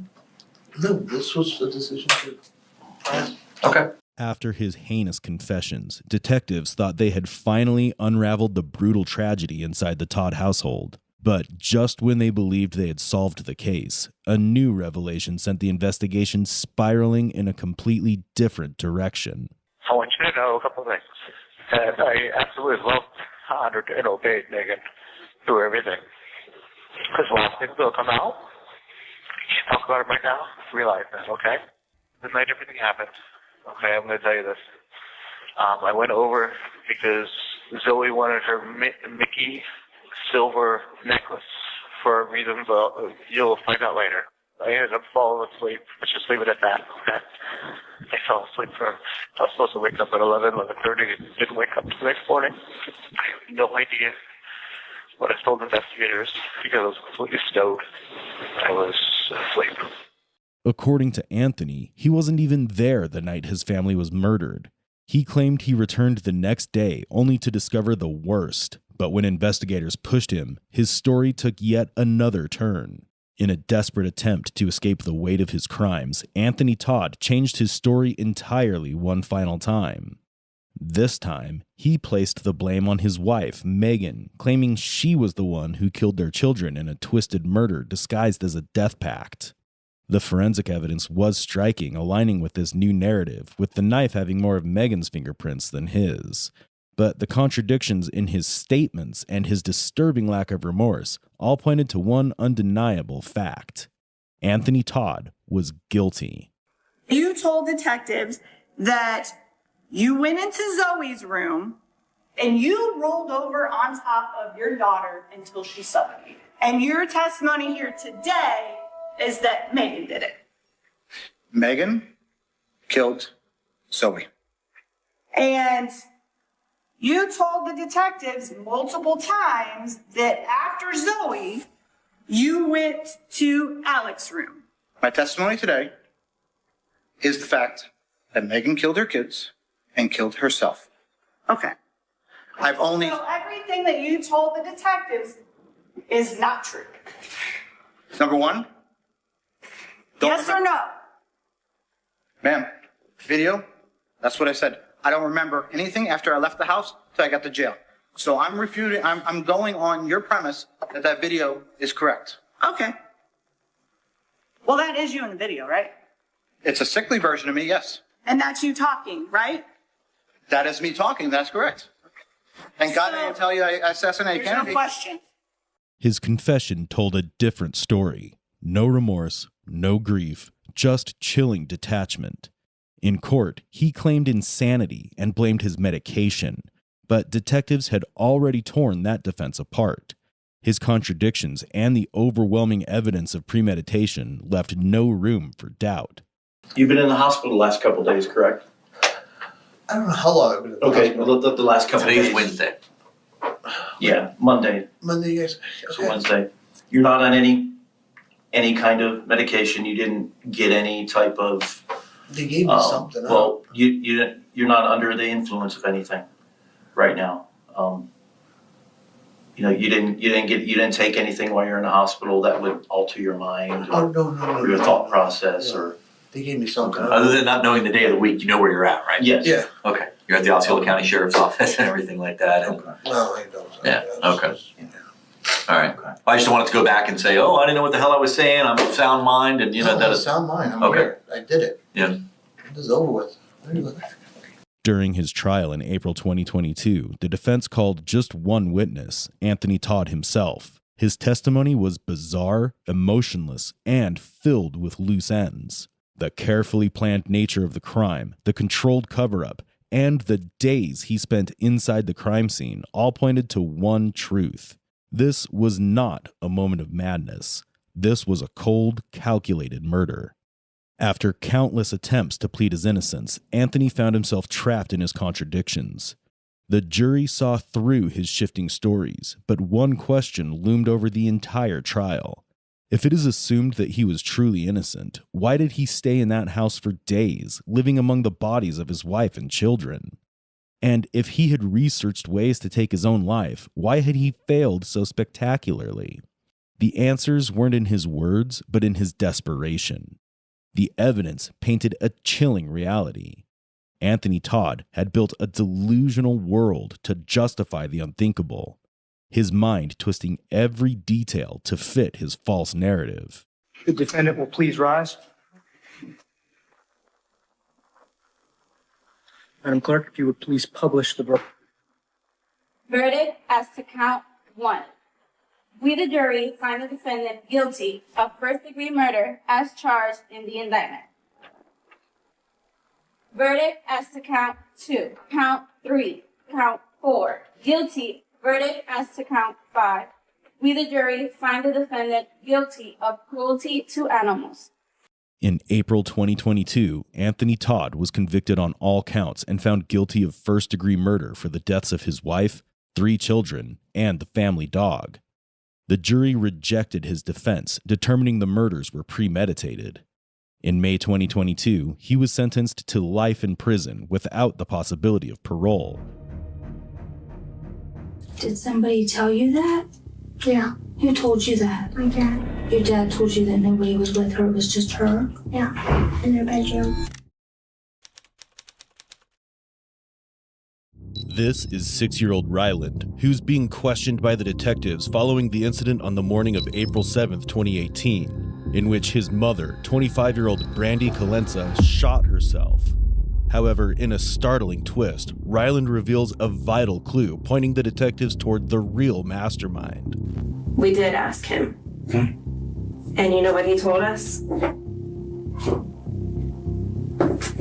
He told us that he heard his mom scream. Why would he make that up? Ask him. Is he a liar? At this moment, 36-year-old Keith Johansson realizes that the detectives have uncovered the disturbing secret he's been desperately trying to hide. Yet, this is just the beginning of a heartbreaking tale. As the investigators dig deeper, they stumble upon a few pieces of evidence that unveil a different story, transforming Keith from a concerned husband into the prime suspect.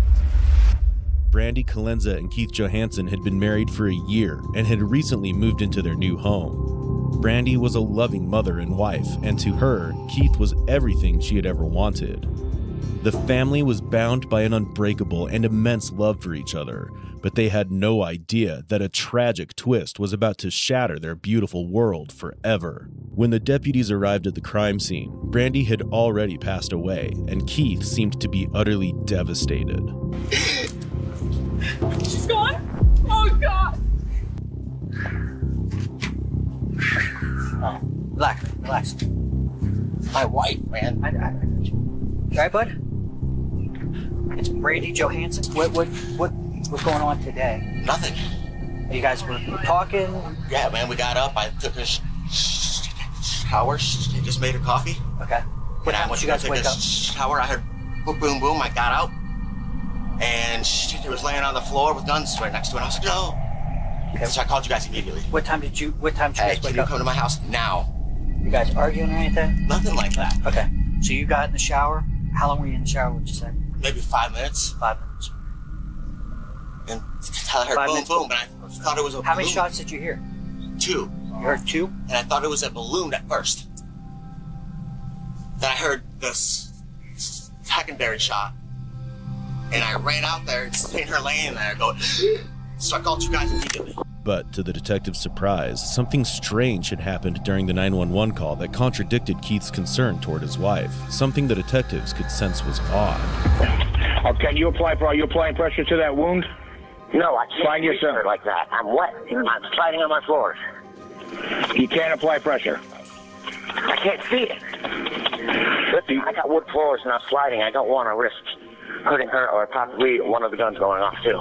During the investigation, the detectives also found several weapons at Keith's house, but their unease didn't stop there.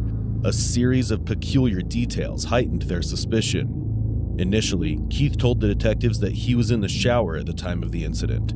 However, when they arrived at his place, he was not wet, suggesting that he had not actually taken a shower.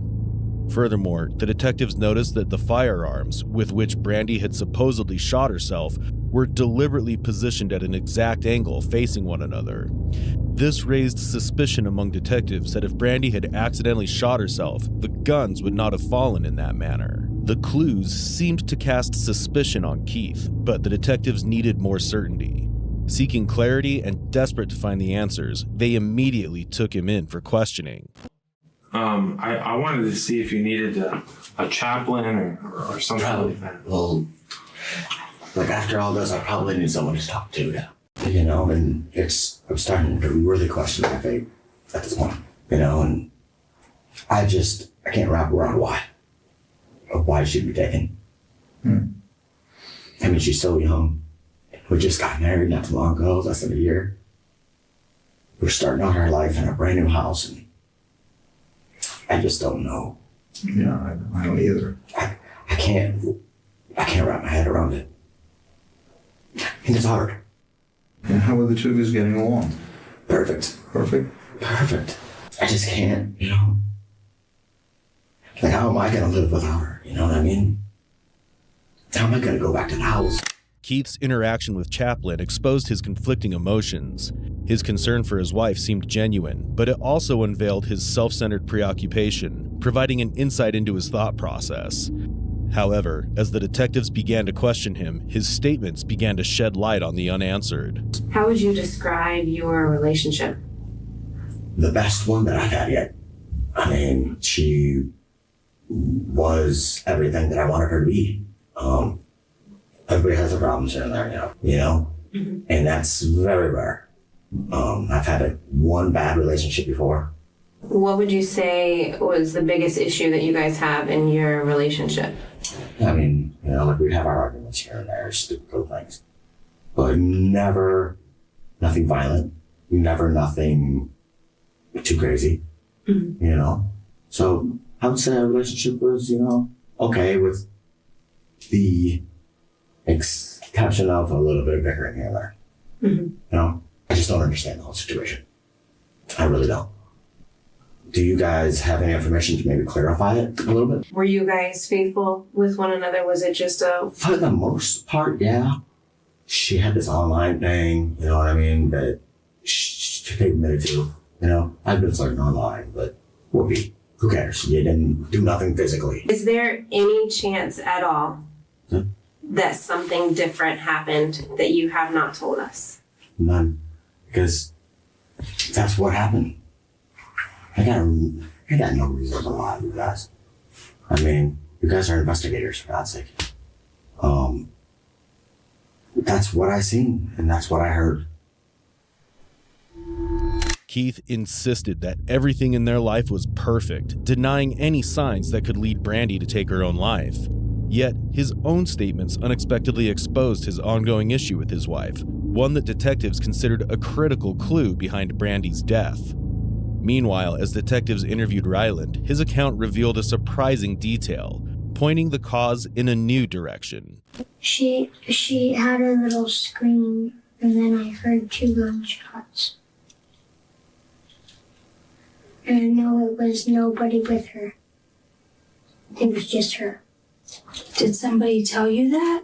Yeah. Who told you that? My dad. Your dad told you that nobody was with her, it was just her? Yeah, in their bedroom. Thank you for telling me that. Ryland's revelation flipped the narrative, shifting a seemingly grieving husband into the role of the prime suspect. Detectives were convinced that Keith was hiding a crucial piece of the puzzle, one that could bring them closer to the truth. Determined to uncover the truth, they prepared for an intense confrontation. I think that we're at the point of where we need to have a little bit of a harder conversation. Okay. Because as much as I want to believe that the guns fell and went off and shot her, what we have at the scene just doesn't show that. This is your opportunity to help yourself and to lay it all out for us, because there's a backstory. This isn't the story. This is the story. And I'll get a lawyer and I will prove that this is the real story. Okay. And you are completely entitled to that. Ask Ryland. I mean, that's all that happened. We did ask him. Okay. And you know what he told us? Do you want to know? Yeah, because I wasn't up. So. He told us that he heard his mom scream. I heard no screams at all. None. Why would he make that up? Ask him. Is he a liar? He has been known to tell fibs, yes. Does he tell you on the regular that his mom screams in the bedroom? No. Has he ever told you that his mom screams and it was a lie? No, not screaming, but he lies about a bunch of other different things. You can ask his real father, and he'll tell you that too. So why on this date would he lie about his mom screaming in the bedroom? You guys can try to pin whatever you want on me. She didn't scream. Listen, dude, nobody's trying to pin anything on you. I'm just telling you what I heard, man. That's it. What I heard, what I seen. I mean, if you're trying to pin something on me, why would I have called 911? You have a conscience. That's why. You love your wife. That's why. So why? Happens in the heat of the moment. You're not a bad person. You're not a monster. No. I am not saying that you're a murderer. No. I am not saying that you're a bad person. But what I am saying is with my training, my experience, and the crime scene, the accident that you're laying out isn't the one that happened. Accidents And I happen. feel kind of offended. I feel offended too, if we're going to go to that level. I feel really offended that you guys can try to pin an accident on me. No. Oh, I thought that's what you were getting at with it. I was like, Not at all. When the detectives confronted Keith, his demeanor changed. He grew defensive and visibly offended by the detective's blunt approach. His reaction suggested he wasn't fond of her authoritative demeanor. When she probed his thoughts on justice for Brandy, his answer was bizarre and unexpected. Is there anything else that you can think of that you think is important for our investigation? As far as As far as anything, as far as getting justice for your wife?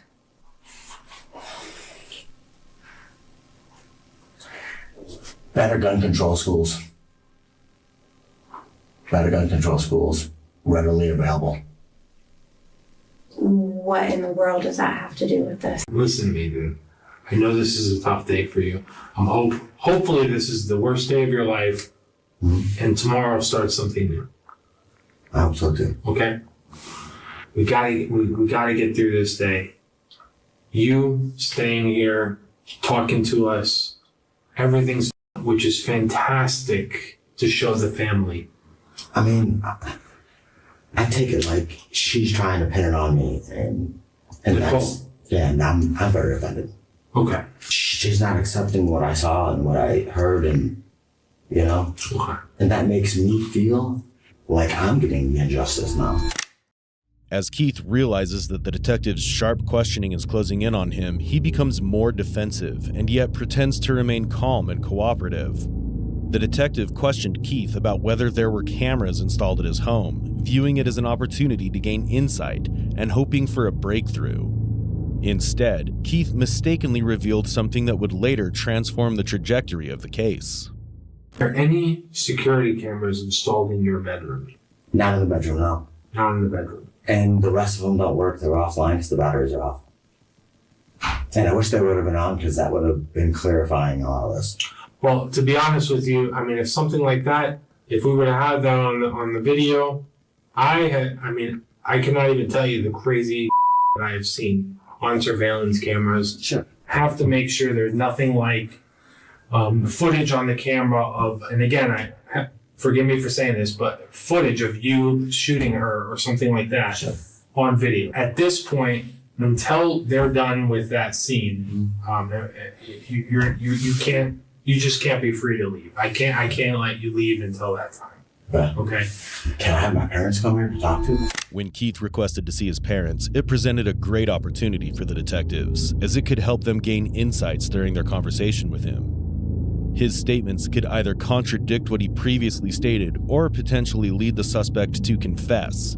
However, his uneasy and impulsive behavior revealed what he was trying to hide. The lawyer? I know. I didn't say you did. But you gotta be prepared for them to try to do that. When there's the main thing, I think, is because it was 2 shots fired. But I know. I'm not saying you did or didn't. I don't know. I don't get out of the shower. Well, that's kind of suspicious too. If you had residue on your hands, you just got out of the shower. Sure. Could have washed all that stuff off. Okay, no witnesses. I mean, And This is what you get for being honest, man. well, maybe you're being honest. I'm not saying you are or not. I mean, I'm sure you are, but you still have to understand there's a death involved. Well, Now, listen to me, though. Listen to me. If you did do it, I'm just saying, I believe you didn't, but I didn't. But if you did own up to it, I would have by now. well, I'm just telling you, if you did it, you own up to it, it'll be better for you. But I didn't. Okay, I believe you. And if I did, I would own up. I've been honest up to this I point. understand. I understand. I mean, I don't want you to think I'm trying to blame you, Keith. I know. I'm talking you man to man because this is the time to do it. Sure. But I'm not going to admit to something that I did not do. Okay? I know you did. Anyway, No, straight up. I know. okay. Well, you would never hurt anybody. I know, and I was here voluntarily. You have never even hit anybody. I know. That's why you keep your mouth shut. Well, I told Because they you can all I take know. everything out of context. For You're over going to 3 be hours. proven innocent. I know I was but it's Just like they said, just don't say anything to us. No more. Yeah, no more. You're just gonna have to. I'd lay on the table and go to sleep. Yeah, they're just doing their job, Keith. But they might be going overboard a little bit, but it does look suspicious. Sure. Even you admit that. Sure, but I'm not gonna be accused of something that I really didn't do. Well, you don't have any choice about that. If they accuse you, they accuse you. You have no choice. Just keep your mouth shut and what? You hear me? Yeah. Keep your mouth shut and stay in good spirits. All right. You guys ready to go? Our legal obligation at that point is to let him leave. Due to a lack of potential evidence, the detectives had no choice but to let Keith go. However, the detectives were aware of the cameras installed at Keith's home, which he denied during the interrogation. So now, their only hope rested on the surveillance cameras that could help them provide crucial information for the case. 21 days later, as the detectives obtained the search warrant to review the surveillance footage, what they saw in it was far worse than what they had expected. The footage exposed Keith's darkest nature, revealing a side of him so monstrous that no one could have ever imagined. Put fish hooks in that. Because it's not worth nothing now. Not in my eyes. My eyes, man, you cheated, dude. Multiple times. And only a stupid, cheating scumbag son of a make that same mistake. You the wrong person, dude. That's what made you become a lying, cheating. I will never trust you again. Ever. So you might as well get out of my life. Do yourself a favor. I want to just hurt you and leave. God knows you deserve it. I was not. Doing like this, you should have stayed the away from me, man. I don't know who the you think I am. I thought I was.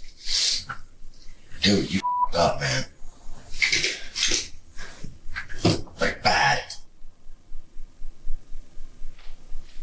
It's only a matter of time. You don't care about me. I do care. In what way? Yeah, you like me as a No. father figure, but you don't give a about me. Yes, I do. I'd rather kill you than go back to jail. Maybe make you take some sleeping pills and I'll cut off your quick. I'll go to jail for that. Jack figures it. You know what? I'm gonna leave it here to haunt you. Maybe one day you will. You wouldn't give a I didn't. You drove me to think about it, man. My life, my wooden years. The footage revealed the domestic, physical, and verbal abuse Brandy had endured before her life ended unexpectedly. The revelations Keith shared with the detectives were significant transgressions and not as minor as he tried to present them. However, this wasn't the only thing that shook the detectives to the core, but another shocking footage came into the spotlight. Keith adamantly claimed that he was with Brandy during her last moments, but the footage revealed a darker story. Instead of trying to save Brandy's life, he was caught hiding drugs to avoid suspicion, betraying his claim to love her more than anything. Everyone was stunned to discover the true nature of Keith. The person they had cherished and relied on was actually the monster behind this devastating event. Watching the videos of Keith belittling my sister, it was hard. I just wanted to get up and hug her. 3 weeks later, following the incident, Keith was finally arrested. Initially, he was charged with second-degree murder, but when the detectives discovered the footage, his charge was upgraded to first-degree murder. The stories Keith made up from the beginning till the end weren't over yet. During the trial, Keith realized that every piece of evidence had turned against him, so he came up with a new plan. Well, I woke up and I went to the living room to retrieve my pants because I was thinking about him taking a shower. Then I pretty much was in the bathroom, took off my pants, getting ready to step into the shower, and I heard her say "boo," which is the nickname that she uses for me. So I go out there, and she had a weapon in her hand.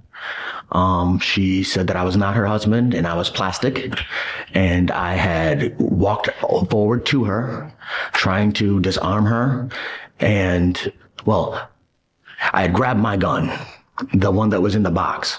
Okay. Mechanic? Yes, correct. Okay. Then I started walking towards her, trying to, say, hey, man, and trying to bark orders and for her to drop it and to disarm her. And then she would not do so. So I got closer and I tried to grab it from her, and she lifted it up and a round went out of my gun on her. Then she cocked and swung as I'm retreating, and another round I pulled off because she was pointing a loaded weapon at me. From the beginning, all his efforts to save himself, believing he could outsmart the system, were futile, as all his claims were disproved. On October 28, 2021, the Flagler County jury finally reached a final verdict. We, the jury, find the defendant Keith John Johansson as follows to count 1 of the indictment. Guilty as charged as the crime of first-degree murder. Circuit Judge Christopher France convicted Keith to a lifetime in prison without the possibility of parole. After hearing the verdict, Brandy's sister delivered an emotional speech that conveyed her immense pain over the past years. Brandy wasn't just my sister. She was my best friend. And he just took her away and nobody was able to say anything. And being in jail is great for freaking him. He gets to live, as we still have to suffer inside with my sister gone and knowing and have to deal with Rylan growing up knowing his mom is not here with us. Sir, put your hands on top of your head. Go ahead and go to your knees. I understand somebody's been shot inside the house. When officers entered the house, they found 62-year-old Suzanne Meyer shot in the head, killed by a single bullet. I killed my wife. This goes, what happened, Dave? This goes back 11 years. But what truly unsettled everyone wasn't just the act itself. It was the fact that 69-year-old Dave Meyer stayed in the house with his wife's dead body for 4 days before finally turning himself in. I just was in shock. I sat in my house and just tried to not focus on what I'd done. I'm thinking something set him off. I mean, how do you shoot somebody, I'm assuming in the head, while you're rubbing their back? How do you do that to somebody you love? Is it justified? No. Do I feel guilty? Hell yes. And behind the whole story, there lies something far more sinister, a dark truth Dave had kept hidden for 11 long years. He used to make her have with other men, and he would videotape it. On the morning of January 21st, 2023, in Roy, Utah, police received a chilling 911 call from Dave Meyer. He calmly confessed that he had shot and killed his wife, Suzanne, 4 days earlier and was ready to turn himself in. And when officers reached the address, they found Dave in front of his house. Go all the way back to the stop sign. When you get to the stop sign, go down on your knees. Do you understand? Yes. I'll go hands-on with you. You go right arm, I'll go left. Oh, good. Get down on your knees. Cross Once you're on your knees, cross your ankles. Do not move. Do you understand? Moving. If you do, you'll be dealt with by force. Dave was immediately put in cuffs and was taken into custody. When police entered the house, they found Suzanne's body in the bedroom with a single gunshot wound to her head. The scene was undisturbed, but this was just setting the stage for a case that would only grow darker. Well, I got called here today on a Saturday, and sorry, man. No, you're okay. Maybe you can kind of tell me kind of what's happened. Yeah, I killed my wife. Who's your wife? Suzanne Meyer. Suzanne Meyer. You just tell us what happened, Dave? Yeah, this goes back 11 years. She was run over, had an accident here in Roy. Destroyed her back, her nerves, just totally destroyed her. Very strong woman, in the gym all her life, ran, lifted every day, in shape. Accident crushed her.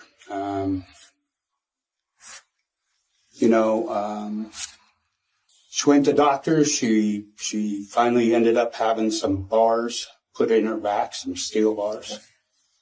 However, she was never out of pain. This and that medication didn't do any good.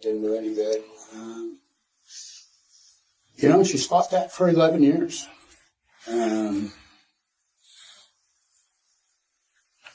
finally she had enough. She, here 6 months ago, through injury here and there, she just couldn't go to the gym anymore. She couldn't run anymore. That was her life. That was everything. We lived in the gym. At this point, Dave is just laying the groundwork, calm and composed, almost too collected. But he's moments away from revealing the reason behind the murder. And rest assured, it's just as unsettling as the way he carried it out. And she used to tell me all the time, if it weren't for my dogs, not me, the dogs. She here in the last freaking month, she'd tell me, here's a strong woman who and I just watched her crumble.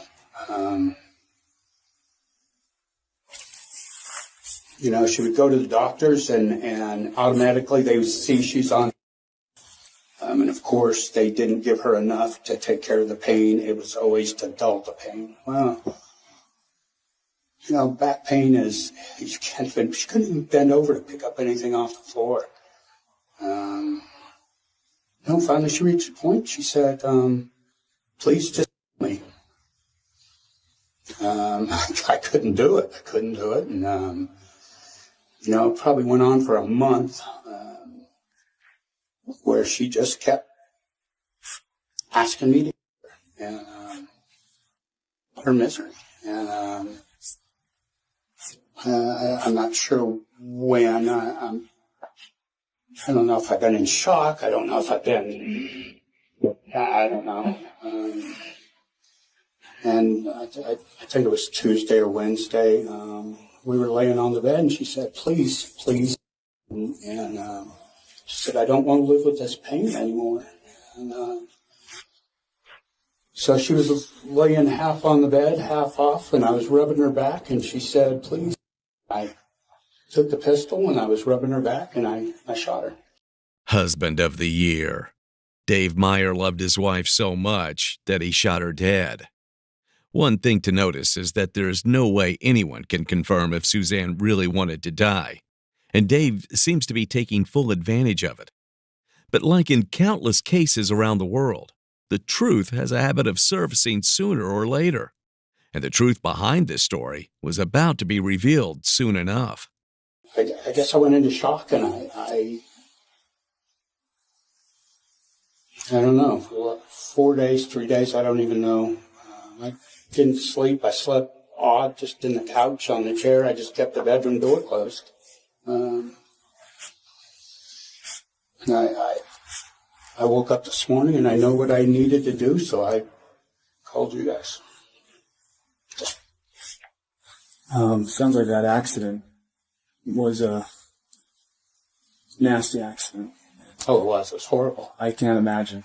I can't imagine being in pain for 11 years. Oh, yeah. And she was.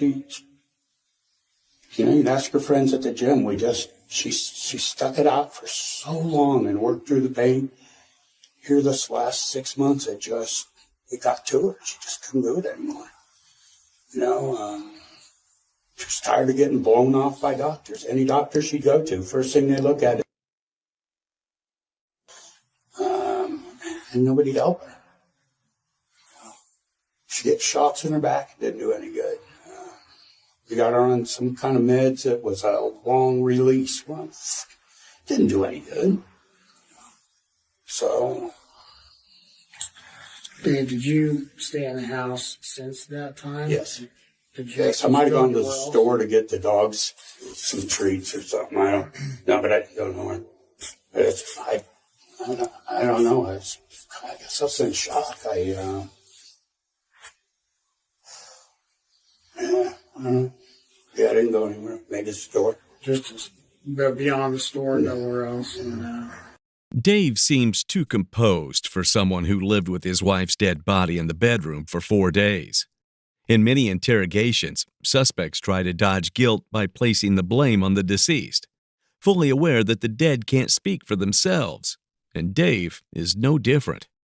But what he forgot is that the living do speak, and when detectives sit down with Suzanne's sister, she reveals things that make Dave's story sound like a kid insisting he's Superman. Are you okay with talking to me? Yeah. Okay. So, really, right off the bat, I just want to let you talk. And I know you probably got a lot to say.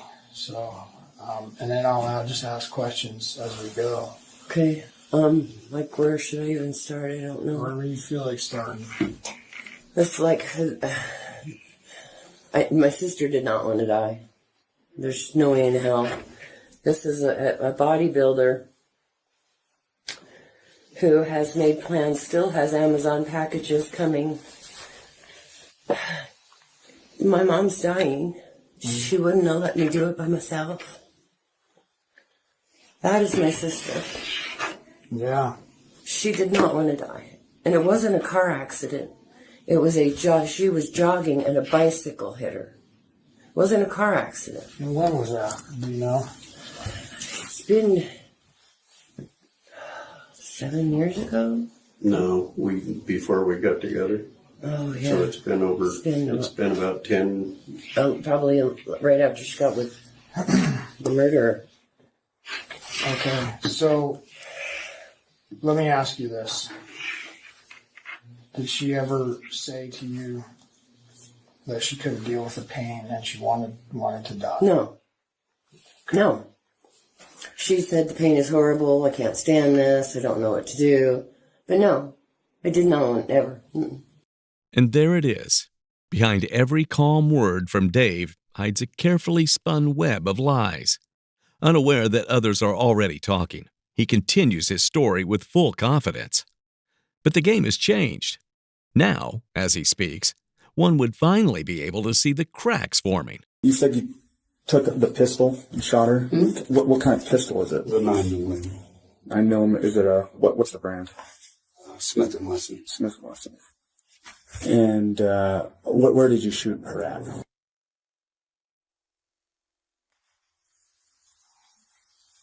So just making sure I understand correctly, she's kind of onto the bed, laying half on the bed. Mm-hmm. You're rubbing her back. Mm-hmm. She's saying, my pain. Yeah, well, not at that exact moment. She had asked me earlier, please. Yeah, it was constant. It was the last month. It was every day, 3-4 times a day. She was just done. Yeah, it was probably the night before when the last time she asked me to do it. And she was laying on the bed, and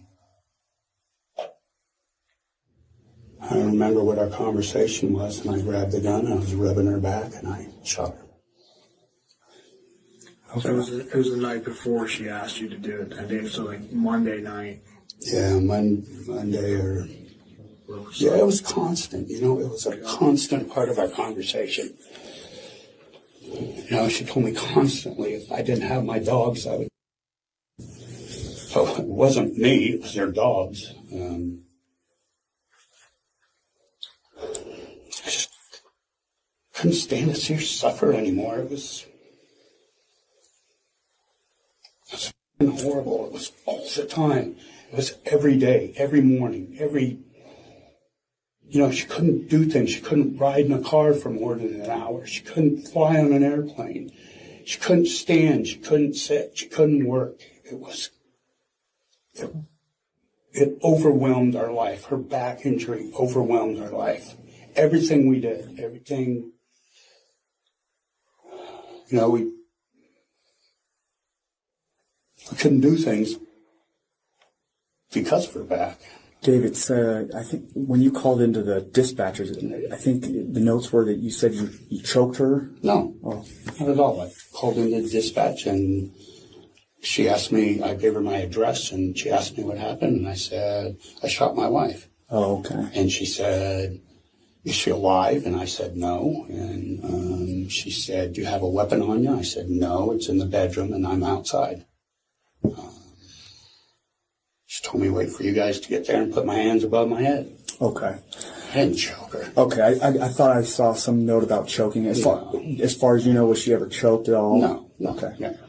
His casual tone continues, but he's about to slip, just enough to hint at a different motive, one that might finally reveal why he really pulled the trigger. How long have you guys been married? 12 years, 11 years, 12 years. 11 or 12 years. Was this injury causing stress on your marriage as well? Oh, sure. Yeah, of course it was. And what kind of way? Well, here's a viable woman that was strong, was healthy, was a runner, a weightlifter, competed in bodybuilding contests, and all of a sudden, you know, slowly over that 11 years after her injury, she just went downhill. It was just a constant battle on her part to stay out of pain, and she just couldn't do it. Of course, that put stress on me. How did you deal with it? I mean, how could I deal with it, man? I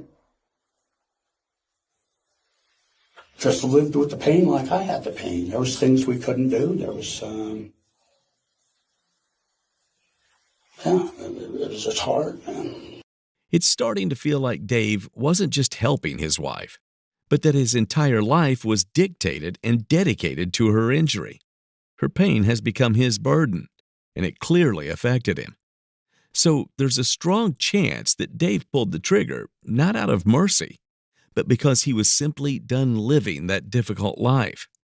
But that's not even the prologue, and one by one, each of Dave's disturbing choices is about to crawl out, and it all begins when Suzanne's sister starts revealing the truth. And I mean, it's all text messages. You can have them. You can. Okay. I mean, he used to make her have with other men, and he would videotape it. And how do you know that? She told me. Okay. And I might have some things in text as well. Okay. He has never physically abused her, but he does like he's gonna hit her. Okay. And now. And how do you know that? She told me. Okay. And I'm sure I have that in text as well. Okay. He is a narcissistic sociopath. What do you mean by that? He will forever make himself look wonderful. And that's why it doesn't surprise me he says she wanted to die.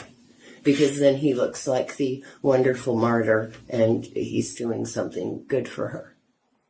No way in hell. You give your wife a back rub and you shoot her in the head? She didn't even know it was coming. That's the harsh reality behind the actual trauma Suzanne suffered through. It had been showing from the very beginning, but now it all makes sense. Dave's narcissism was always there, and it was quite evident by his choice of words and behavior. And now, just when the picture starts getting clearer, a client, someone Dave personally trained at the gym, comes forward and confirms exactly what Suzanne's sister said about his aggressive side. He said that she was really mean. And he said he just had to blow everything off that she said to him.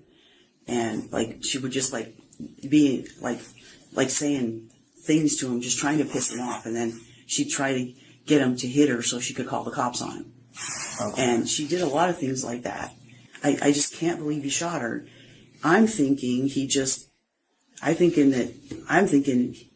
something set him off. And how do you shoot somebody, I'm assuming in the head, while you're rubbing their back, like the KSL says? How do you do that?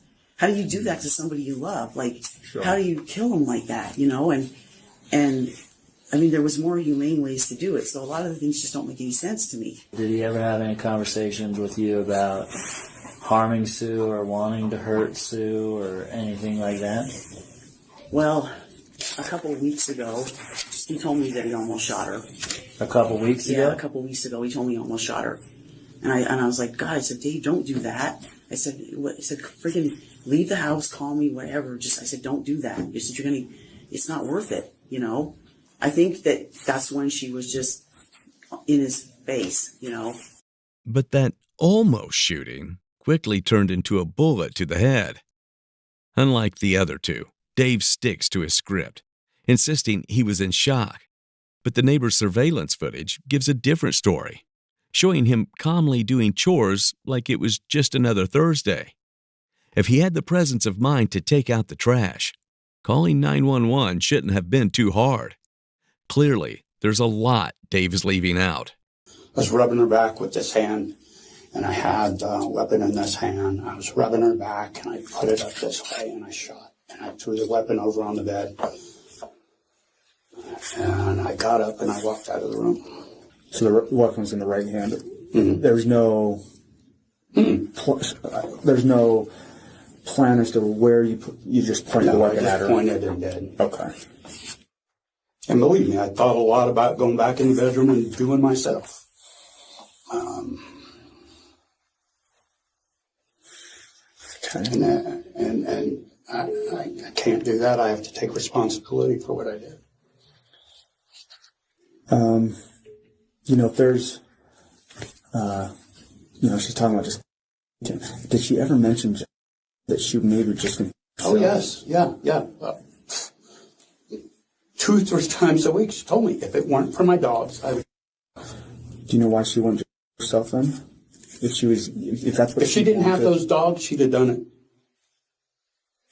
a long time ago. Only thing kept her whole life was into those dogs since, her life was the gym and the dogs. It's the reason they're a man's best friend. Oh, they are. That's exactly they really it. Are. Yeah. We would do anything for dogs. Yeah. She would do her thing in the gym, I would do mine. And then probably 6 months ago is when she just wasn't able to do it anymore. She just could not freaking do it.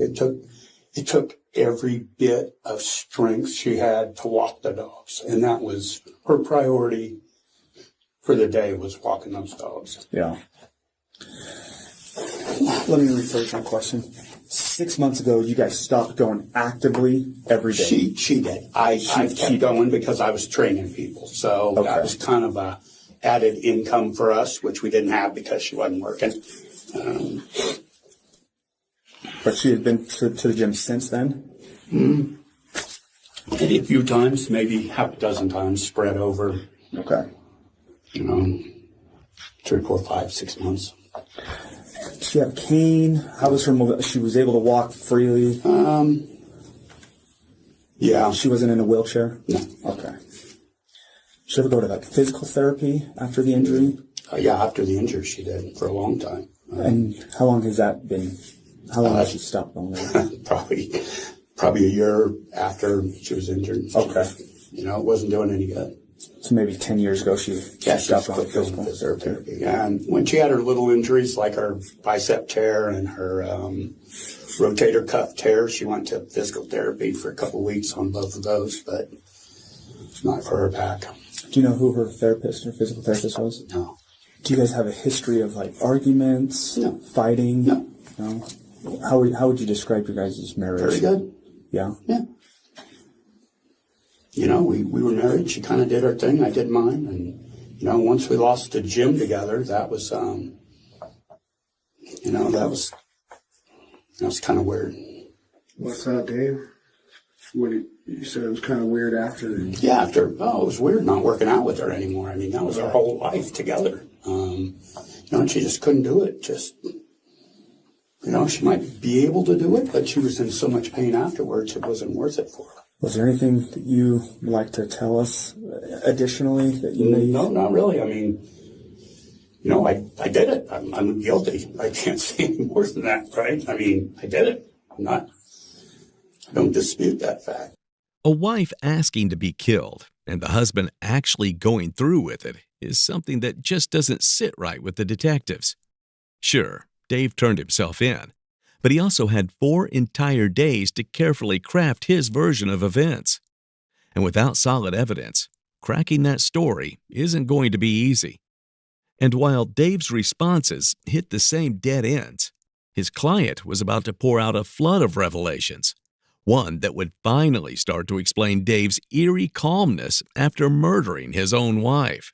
I shake when I'm nervous, and I wanted to tell you that yesterday, but I was so afraid my husband was going to find out that I was seeing Dave. I saw him from February 15th through the end of October 21. Like you guys were having a relationship? Yeah, February 18th through what? Yeah, the date's on there. I think to the end of October. Oh. When his wife was still working, I would go over his house. I knew where they lived before that, but that's why I knew where I was that's where I know where they live. Because I've been over there before to buy stuff from him and take money when Sue was there, years ago. And I think 2019. But I started seeing him in February of 21 through, I think, October of 21. And then February of 21 and through October of 21.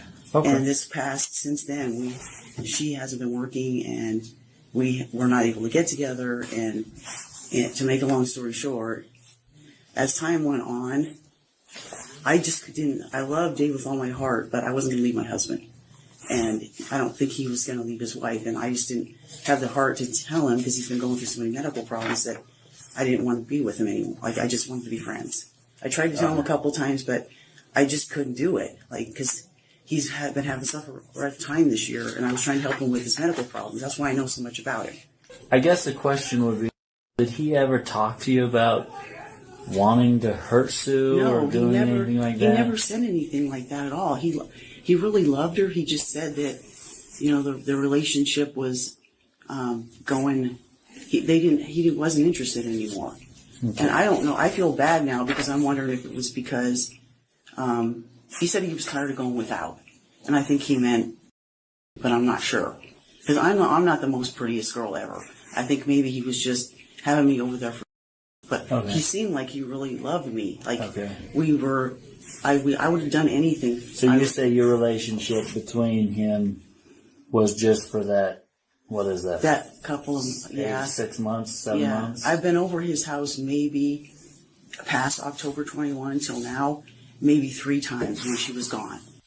So I guess the question that I have to you is, was Dave seeing anyone else that you knew of? I don't know. I don't think he was, but he didn't I think he was only seeing me, but I don't know. I don't think with all the time he was at the gym, and I don't think Sue was leaving the house at all. And so, and I don't think he'd be trying to have with, he saw me 3 times this year. I guess he could have been seeing someone else, but I don't know. And it clears up the fact that Dave's love for Suzanne was as lifeless as the house they shared. He was having affairs, constantly fighting with her, and even coercing her into filming explicit videos with other men. And then there's another disturbing layer. Dave and Suzanne had been taking narcotics every night for the last 10 years. That might sound like a minor situation, but under federal law, cannabis users aren't legally allowed to possess firearms. And now, the possibility that the couple was intoxicated adds another new layer to this already disturbing case. Yeah, and I don't necessarily mean like about that, but just in general, like if there's, is anything that may be important for us to just kind of understand or know pertaining maybe the marriage or certain struggles you guys maybe had, or if there was outside influences, anything to that effect is what I'm kind of referring to. Okay. Just, like I said, we're pretty private people. We had friends at the gym, but did we have people over for dinner? No. Did we go over to anybody's house for dinner? No. We just didn't. It was just us, and living with our pain. How was your mental health that day? Would you say you had a clear mind? Yeah. Okay. Like I said, this is pretty hard to process. You understand. We do, yeah. I did something horrible, and I understand that. And, my mental state that day, I'm sure it was good all day. I mean, I've lived with this. She's lived this. We've lived with this for 10 years, more than 10 years. I think it's been 11. I just want to reiterate, Dave, we're not looking to, I don't want to repaint anything in your, Oh, believe me, it's there. I know. And I just want to travel, kind of walk. I have to try to put myself back in time and try to retrace some steps and kind of go from there. So I apologize if please don't feel like I'm. I understand you have a job. Yeah, be patient with it. That's what we have to just understand and what happened. It's pretty cut and dry. I told you what happened. Yeah, sure. And I told you the why. Anything past that, I don't know. My brain's so jacked up right now. Just down there at the house. They've a couple officers down there. Right. They've located a couple no more pain written on Yeah, that was me. That was you. Yeah, that was okay. Me. Yeah, that wasn't her. Okay, I didn't know what that was from. I think that was me. Okay. Yeah.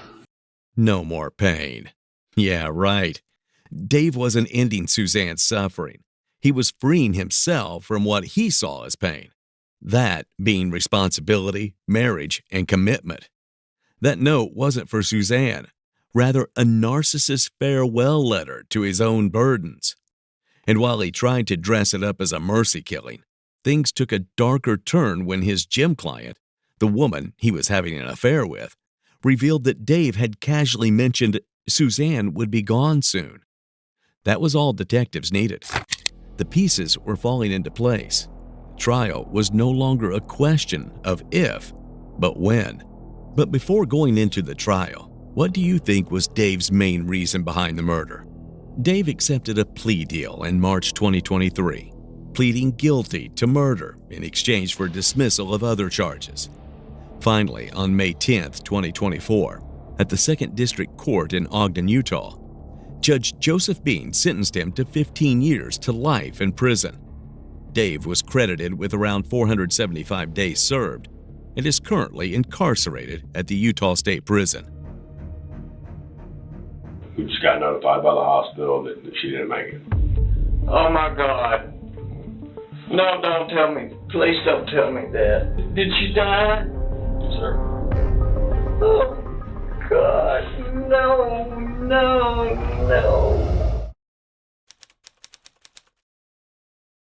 This is 64-year-old Anthony Stallcup, feigning devastation after learning about the death of his 60-year-old wife, Judy Stallcup.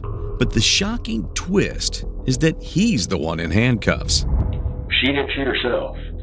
And I didn't shoot her. Well, then what happened? When first responders arrive, they find Judy's body on the couch, drenched in blood. Anthony turns the horrifying tragedy of his wife's death into a comedy act.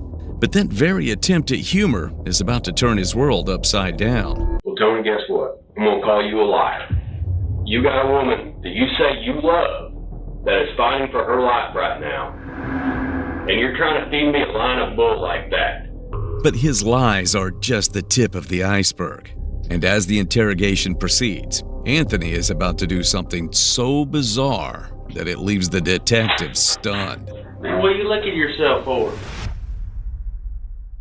On July 10th, 2019, police officers were dispatched to 6230 Noble Road in Paducah, Kentucky, following a disturbing 911 call.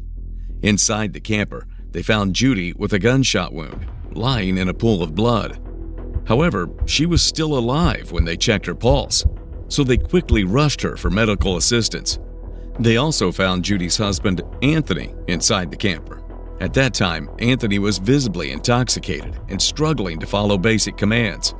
However, as soon as Anthony gained his composure, he started staging his story, which would soon land him on the suspect list. Who else was in there? And I said, nobody. Nobody? It was just you and her? Yes, sir. How did he get in there? And I said, well, I called him. Okay. I said, Lord God in heaven. So, Judy shot. Somebody come help me. Okay. And you were asleep? Yes, sir. Okay, and there was nobody else in the residence? No, sir. Okay. Then how did she do it herself, or what happened? As far as I know, she did. Was she sitting in the chair when you looked over?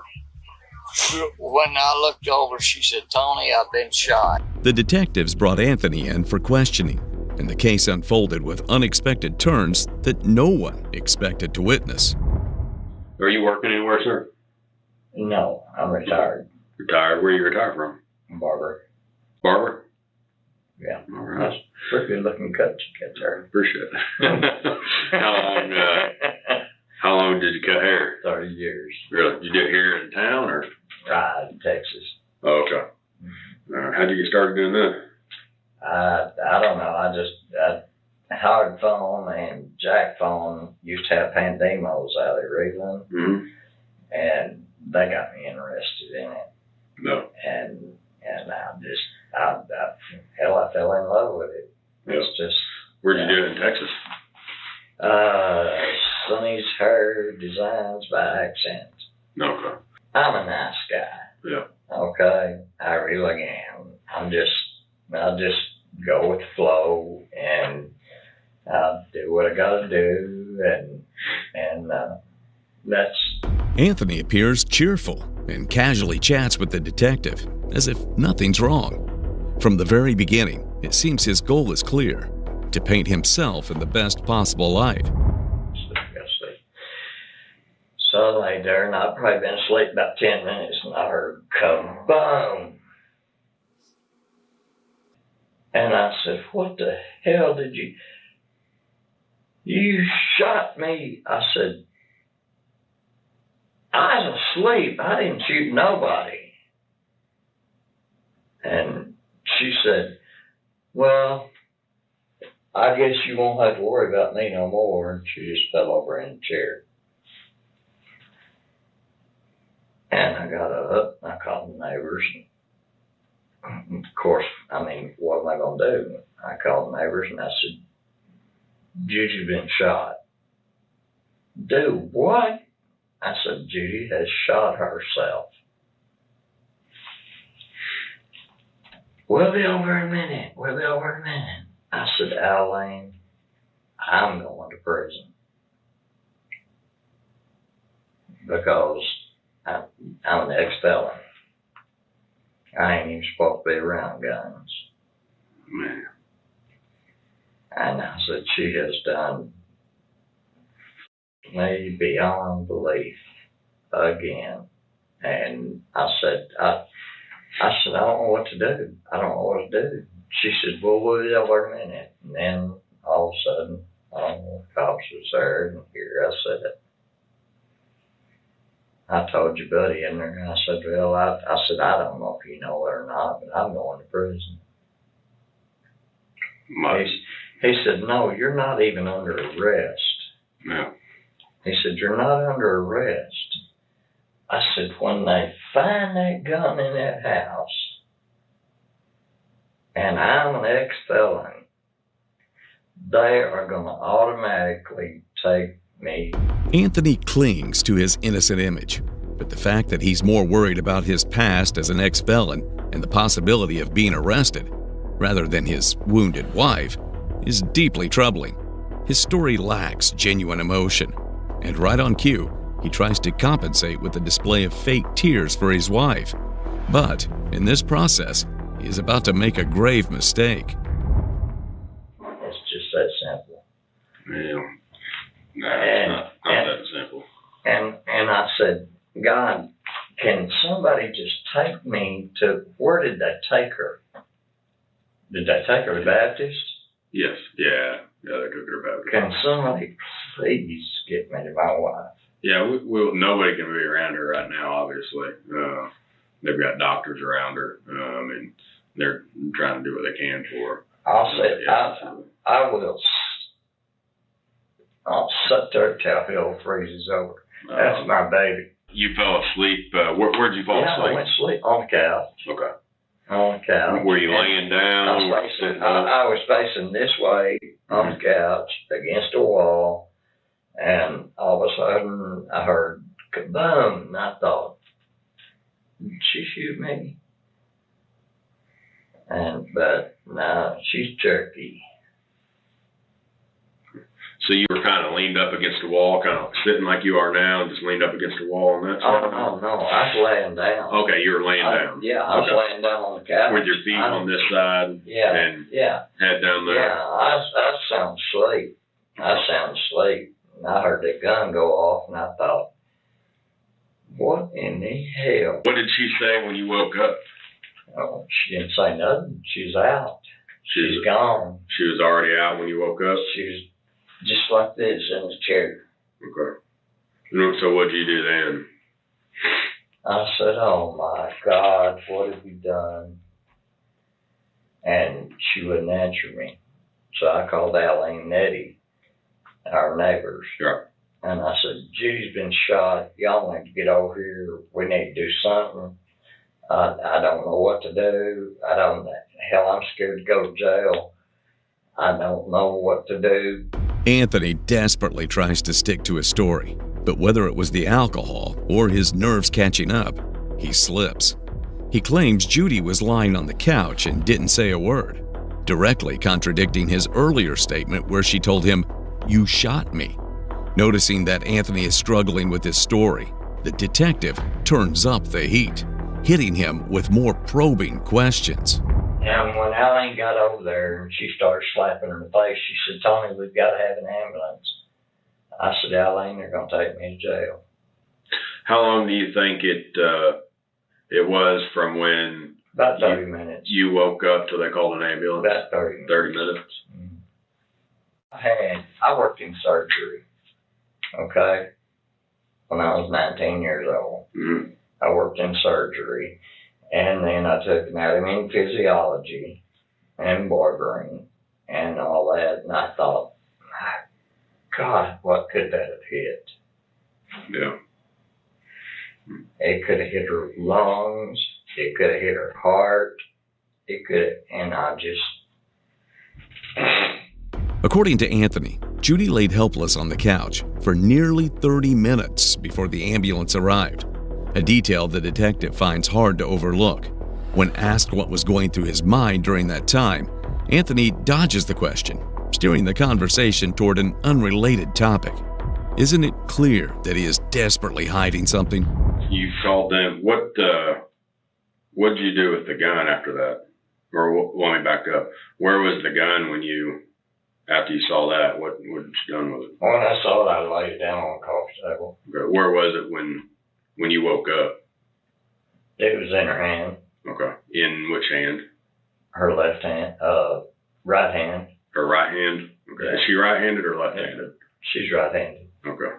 You're kind of motioning there. What were you doing? She's right-handed. She had to do this. I mean, that's the only way. She just could.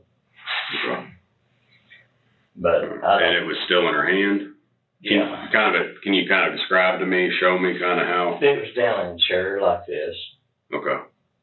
So her hand was still in the chair? Yeah. Caught up in the moment, Anthony becomes careless. He casually says he doesn't care if the police test his hands for gunpowder residue. a bold statement that he doesn't realize will come back to haunt him.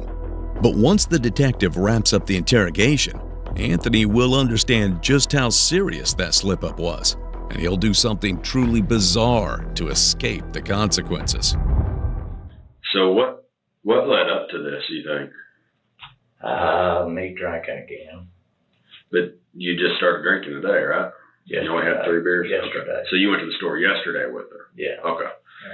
So how many did you, like, have a bunch yesterday or something? Or There was an 18-pack and there was 2 left in it, but all I did was drink and go to sleep. Okay. I mean, so you drank 16 yesterday? I'm the most non-violent person you'll ever meet in your life. And I mean, it's not illegal to drink beer in your own camper. I'm just trying to, obviously, Right. everybody. What led to it, and she don't like I said, we're both alcoholics. Right. And for me to drink a beer is just like, oh my God, help me. That ain't, I mean, what had she been saying about the drinking? You said you think that, well, that's why. Okay. In 1999, she drank a glass or a little bottle about this big of 98% pure arsenic. Dr. King's got all the records and been, and so she suffered from depression. She suffered from bipolar. She has migraines, and we've been together for 30 years. But yeah, she just I antagonized that, I guess. Antagonized what? Her drinking that poison. Oh. See, she said we had a 12-year-old son that was just out of control. It's possible that Judy wasn't happy seeing Anthony drinking again. Given their troubled history, alcohol had become a dangerous trigger. They knew opening a bottle could lead to disaster. But even so, that reason alone doesn't seem to be enough to push Judy to the edge and attempt hide. From when the time that you all went to Cheers and you fell asleep, how long do you think that was? Probably an hour. An hour? Okay. Then how long do you think you were asleep? I wasn't asleep long. I had just went to sleep and I heard boom. Okay. So within 30 minutes? Yeah. Within shorter than that, or? No, 30 minutes. Okay. 30 minutes. And I thought, oh my God, what have I done? You know, you always want to blame yourself. Yeah. Well, I mean, why would you be to blame in this situation? Well, if I wouldn't have got no beer, she wouldn't have done this stupid. Well, yeah, but I mean, if she went with you and she said she's going to buy it for you one more time, surely she can't be that upset about it. Like I said, she's Cherokee. Yeah, you said that before. Like, you mean, what does that mean? You ever been around the Indian? Well, yeah. You saying she got a temper, or what do you mean? Oh, yeah, when she gets something in her head, that's it. It's over. You can't change her mind. You can't. You just can't even talk to her. Mm-hmm. I've been asleep probably about 30 minutes. And then, bam.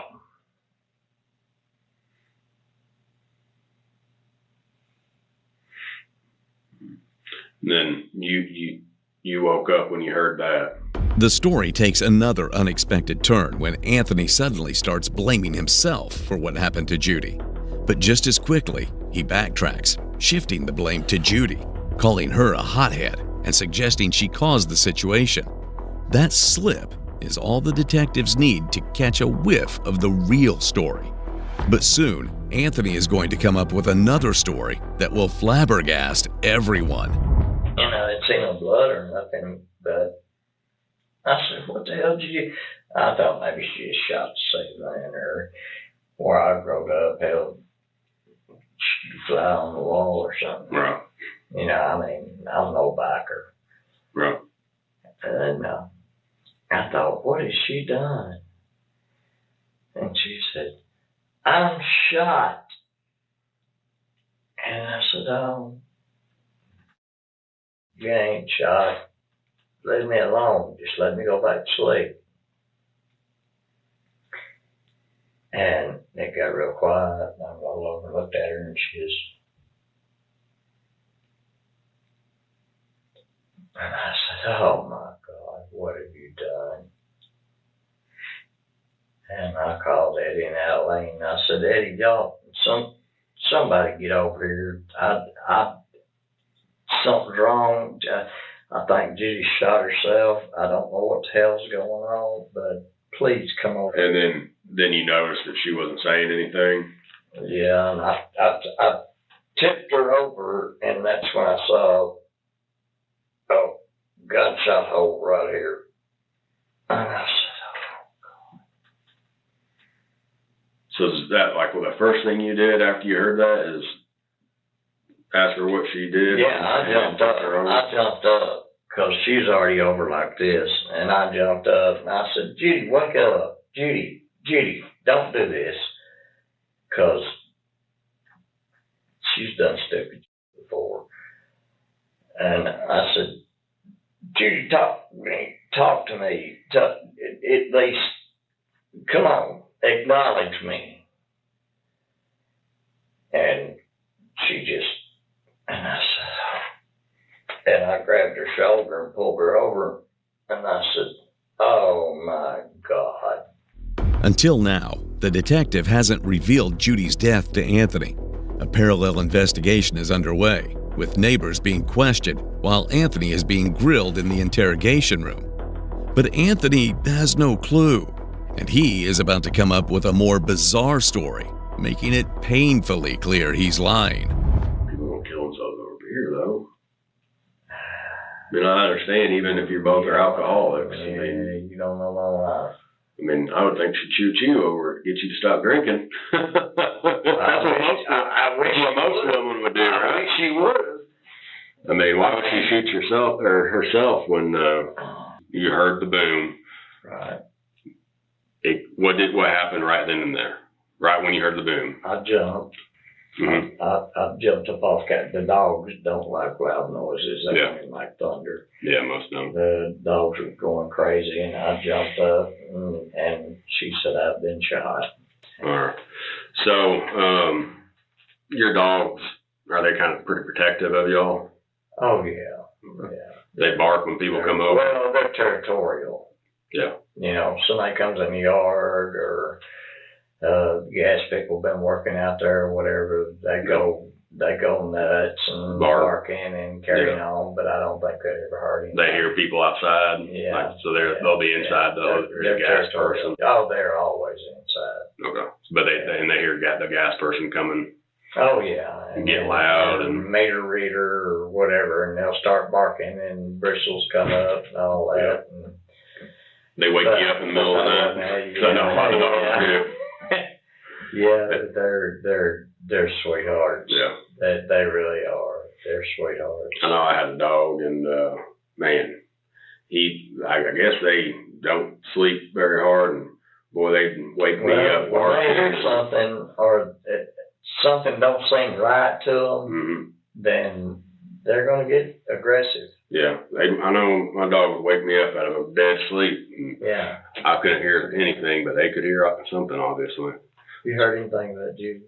No, I've been trying to talk to one of the deputies that's there. But so would you think that your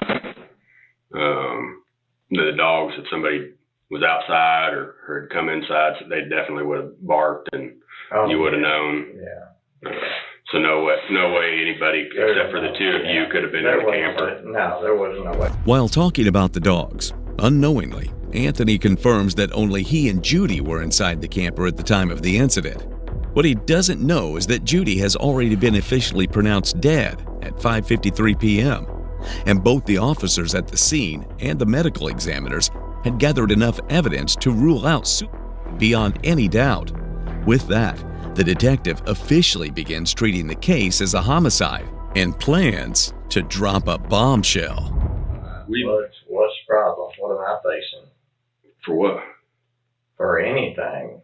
I'm just talking to you right now. I understand. I mean, just because there's a gun in the house, I mean, you said it's locked away. I mean, yeah, and it's Judy's. Yeah, I think you're getting wrapped around that too much.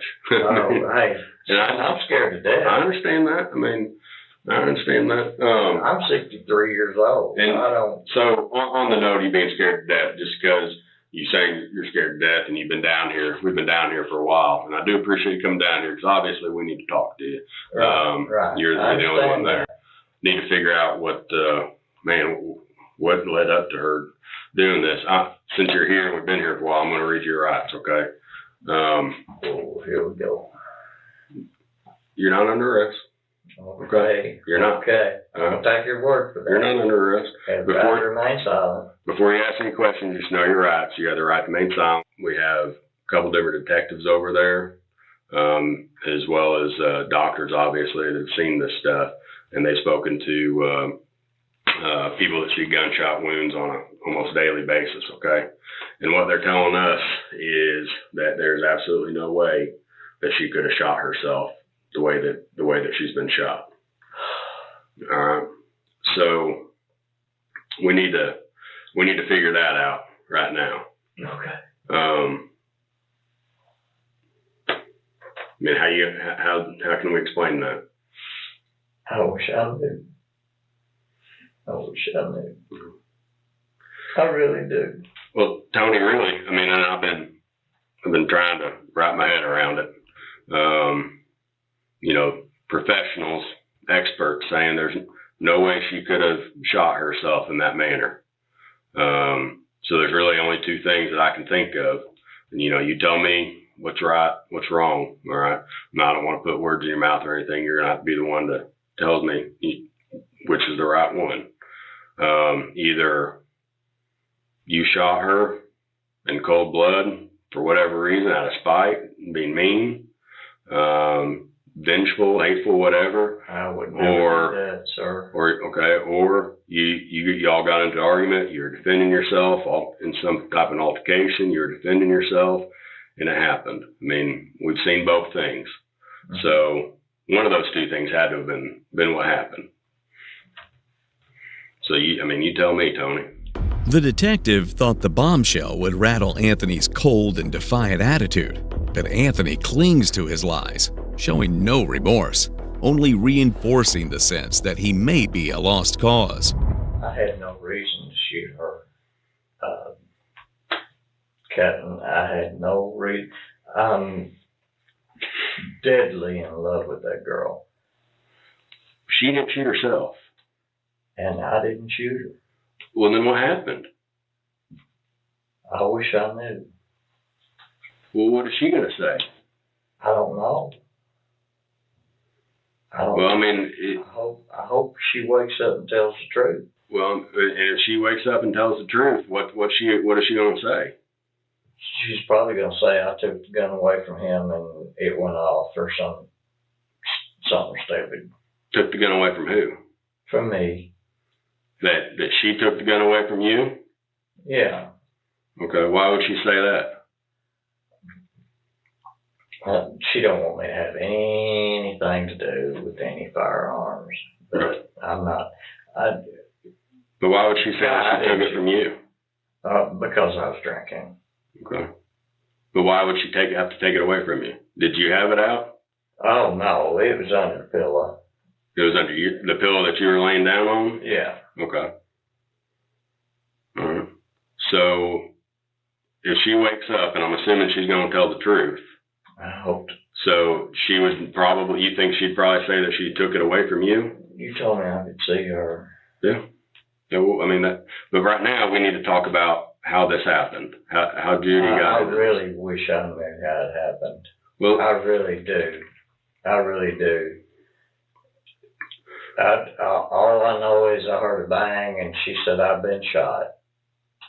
And I really wish I knew how it happened. Anthony had a chance to take responsibility for his actions, but he chose to lie again. This time, he takes it even further, claiming that if Judy were alive, she would defend his innocence. He then spins yet another version that stuns the detectives. Well, Tony, guess what? I'm going to call you a liar. You are lying to me, and you need to start telling the truth right now. You got a woman that you say you love that is fighting for her life right now, and you're trying to feed me a line of bull like that. Well, maybe I thought it would scare her. Scare her what? What do you mean scare her what? I mean, how's that going to scare her? She's right behind you. It's going to hit her. She saved me for 30 years. So did you point it like this at her to scare her? No. Then how were you to scare her? No. It was under the pillow. I didn't think it'd go anywhere. So you thought that you were going to scare her by making her think that you were trying to kill yourself? Yes, sir. Or by shooting Yes, sir. and thinking? Yes, sir. So you didn't think that somebody a foot away might get hit by this bullet? No, sir. That never crossed my mind. How does it not cross your mind? I don't know. I'm stupid, I guess. I mean, bullet stops once it hits something, right? Sometimes. I thought. It's got to hit something like this. You thought a pillow was going to stop it? Yeah, I thought the pillow in the couch was going to stop it. Yeah. Come on, man. I did. I swear to God, I did. So you were willing to risk your wife's life on thinking that this pillow or this couch was going to stop a 9mm round. Man, what are you looking at yourself for? Oh, just itching. Itching? Had nothing have anything to do with that GSR, does it? Oh no. Here, you can do whatever you got to do. He's going to get the kit. You're in here licking and wiping your hand off. Oh man, I've got psoriasis.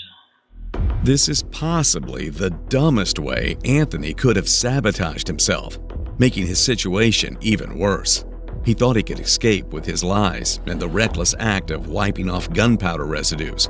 But the detective uncovers another crucial piece of evidence from a parallel investigation that can potentially pin him down. What's going on? Yesterday, this man came over to my house. You live over here? I live right there, yeah. Okay. And he was drunk. Yeah. And he was talking all kind of crazy. And he said he had a gun, and he was thinking about shooting somebody and all that, so. So he just brought the conversation up like out of the blue? He said, I need to cool off. I was like, what's going on? I haven't met the man from Adam, you know? Mm-hmm. And he was just like, I need to cool off. Me and my old lady's been into it. He said, I got a gun. He said, I don't want to go there. Lottie. Mm-hmm. And then that was about it. He sat there and just kind of talked. And then he come back over here. So what threats did he make? He said, I'm going to what? He just said he had a gun. Okay. And he said, I don't want to do that. But was he implying that? Okay. I don't know what he was getting at, mm-hmm. but I could smell alcohol really, really heavily on him. Mm-hmm. And he was just... You never dealt with him before? I've never met the man. He was just it was kind of odd. As if things weren't bad enough, Anthony starts turning on his neighbors, trying to shift the blame onto them. He denies every piece of evidence that could prove his guilt and is desperately holding on to his lies. Well, neighbors sell drugs. Need a confidential informant? We'll talk about that maybe a little later. Do you remember going over to your neighbor yesterday and talking to them? After you and her had an argument, you and Judy had an argument, you went over and talked to your neighbor? No, he come over to my house. Okay. You were talking to him after telling him that you had an argument, that you and Judy had an argument? No, I don't. And that I do not share our... What did you talk to your neighbor about then? Oh, I've got a bow stereo hooked up to my TV. And I said, come here, Cody, and listen to this. But as far as Eileen and Eddie, no, they don't. I don't remember going over there. No. I'm done.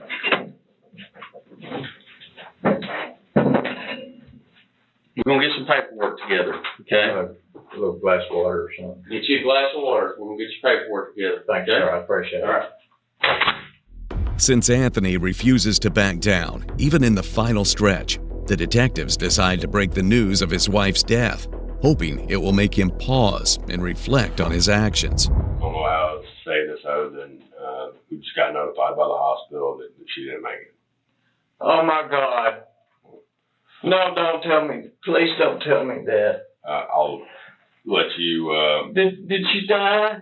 Yes, sir. Oh God, no. No,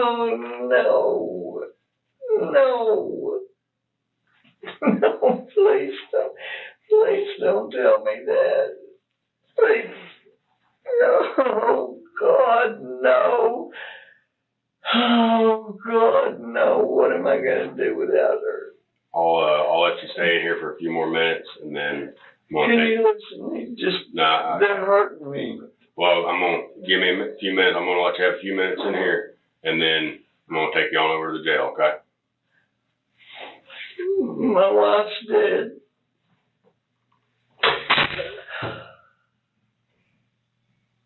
Though the news of Judy's death brings Anthony to tears, he still refuses to confess his guilt to the cops.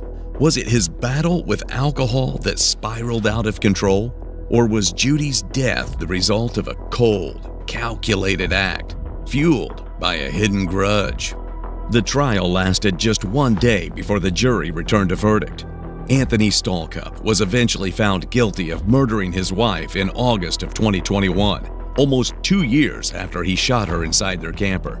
In 2023, the Kentucky Supreme Court convicted Anthony of the murder of his wife and sentenced him to 35 years, plus 8 years for unlawful firearm possession, for a total sentence of 43 years in prison.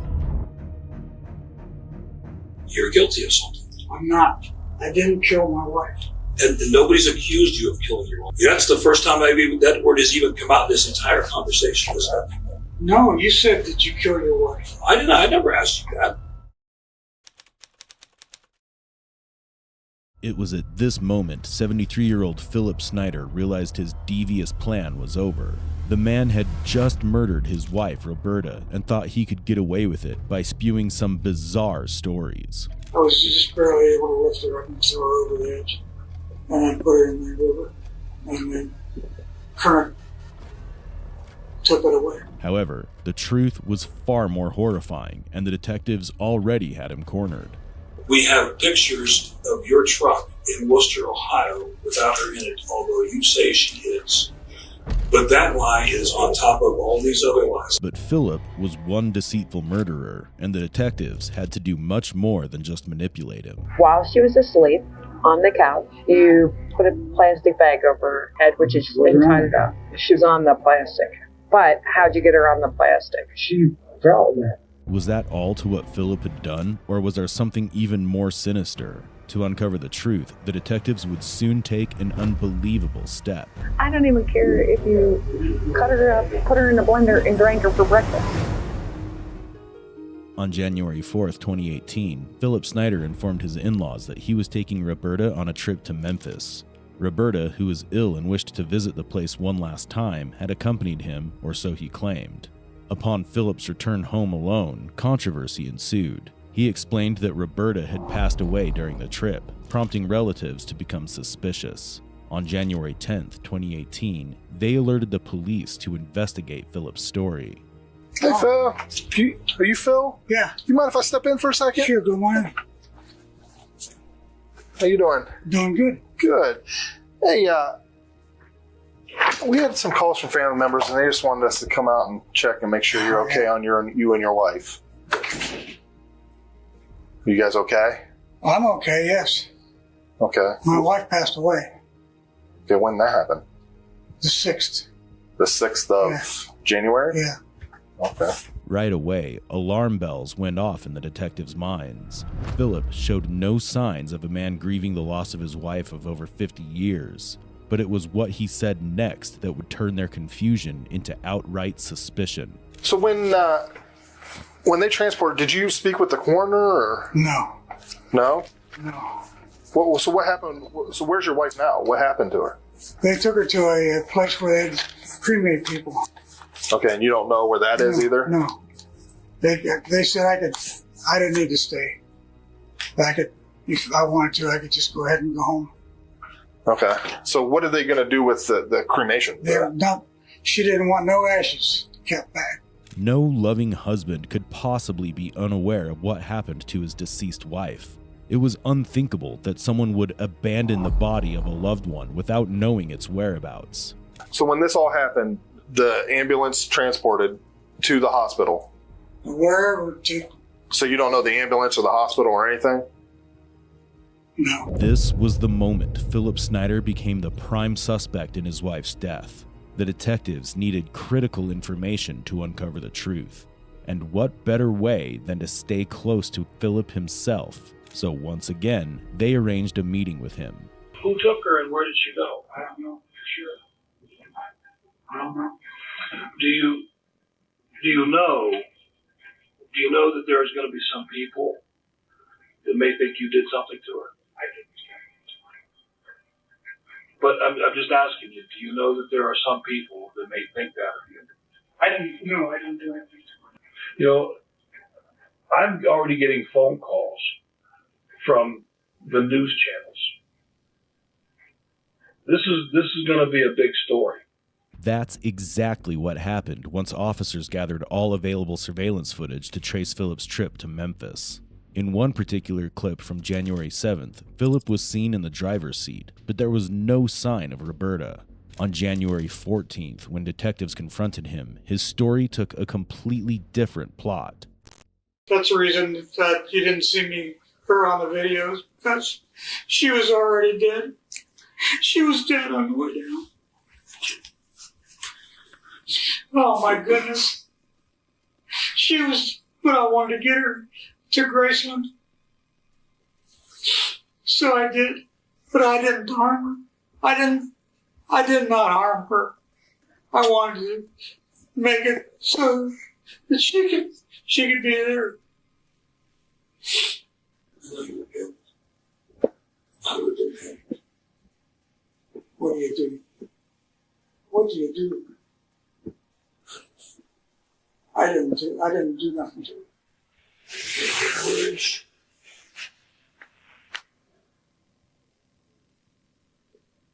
See, the Kentucky River or the Tennessee River was on the way home. I put her in. I was just barely able to lift her up and throw her over the edge. And I put her in the river. Philip's story shifted dramatically from claiming his wife was taken away in an ambulance for cremation to admitting he had thrown her body into a river. But this raised an even bigger question. If Roberta had truly died of natural causes, why would he lie in the first place? And the current took her away. So why did you throw her in the river? I didn't want her to be cremated. I wanted her to be with nature. And I wanted her to be safe with nature. And I figured if she went downstream, no one would ever be able to find her. You want to take me to jail? I want to take you to jail. No. Surely Mr. Nature Lover wasn't headed straight to jail just yet.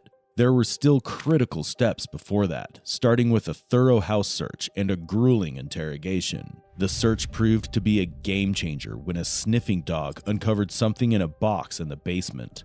A bloody, torn piece of cloth that belonged to Roberta.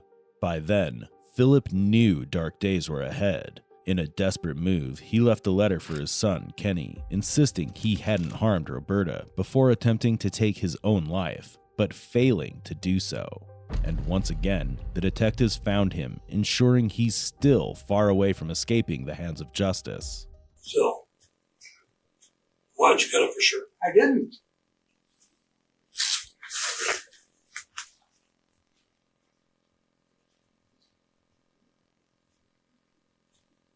Where was this at? So why'd you come? I didn't. Where's that at? In your basement. No, that's something that she's done. I didn't do that. Even now, Philip refuses to accept the evidence against him. This time, he takes it a step further by dragging his own son into the mix as he spins yet another version of events. If you here's the thing that really bothers me the most. If you are innocent, you want the truth to be out, the whole truth. But we have indisputable evidence that you're not being truthful. So why don't you just explain to me so I don't have to go and tell the grand jury what I think happened, so we can know exactly what happened. Kenny deserves to know where his mom is. I've told you before, and I'm telling you again, I will drive you there. We will go and get her. Don't let the final chapter of this story be written by law enforcement. Explain why you panicked, what you did, how you did it, where you did it, and let us all move on.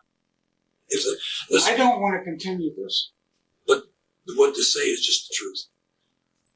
Did she die at home, and you took her to Memphis anyway? I mean, I understand that if that's what you did, but I know she wasn't riding in your truck. We got indisputable evidence that she was not in your truck, at least not in the front.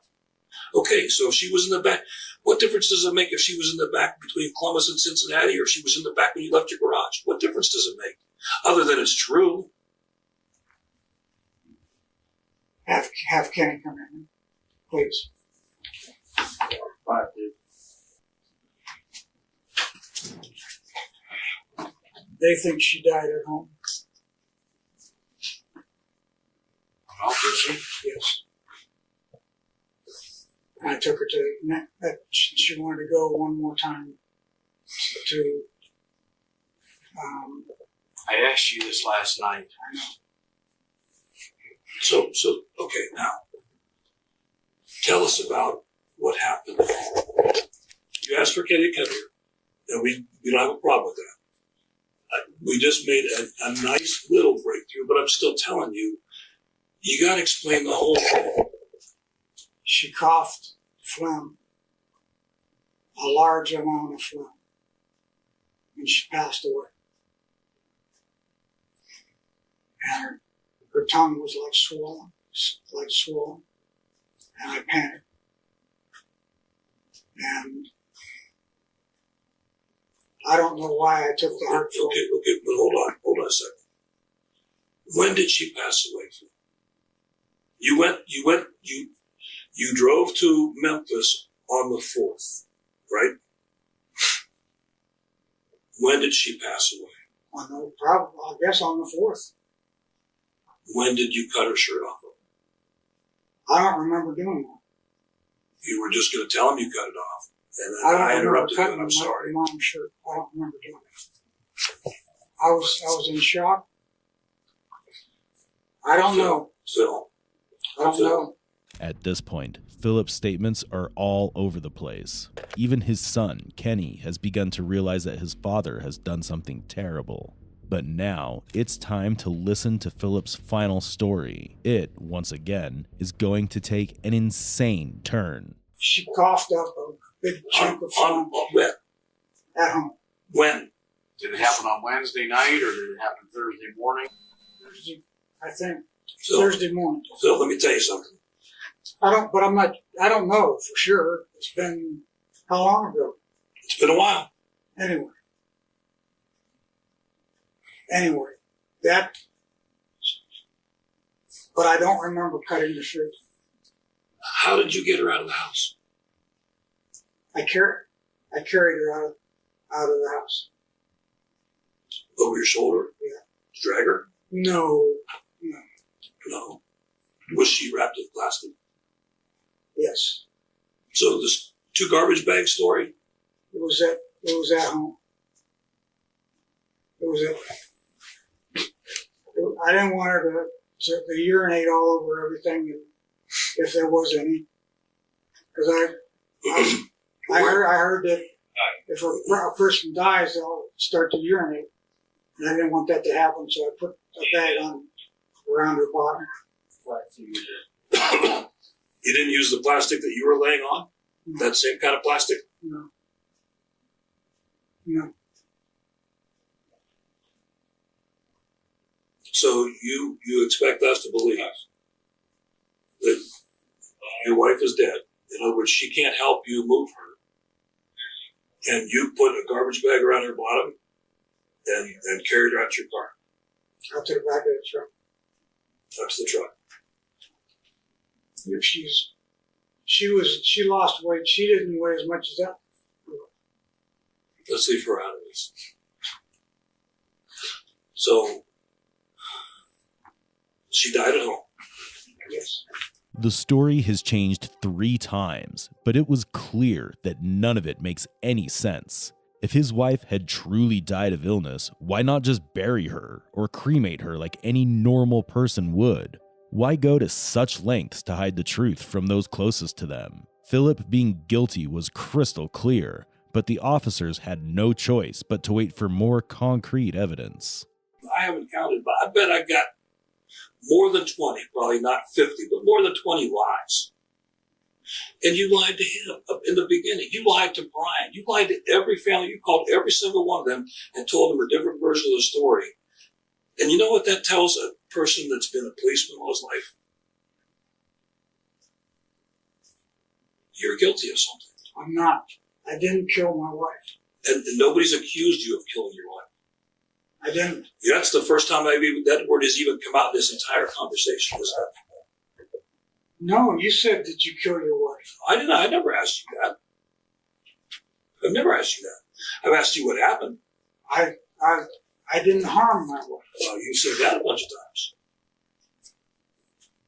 You said that in a note, didn't you? Did you leave a note for Kenny? Why? I wanted him to know I didn't harm his mom. Okay.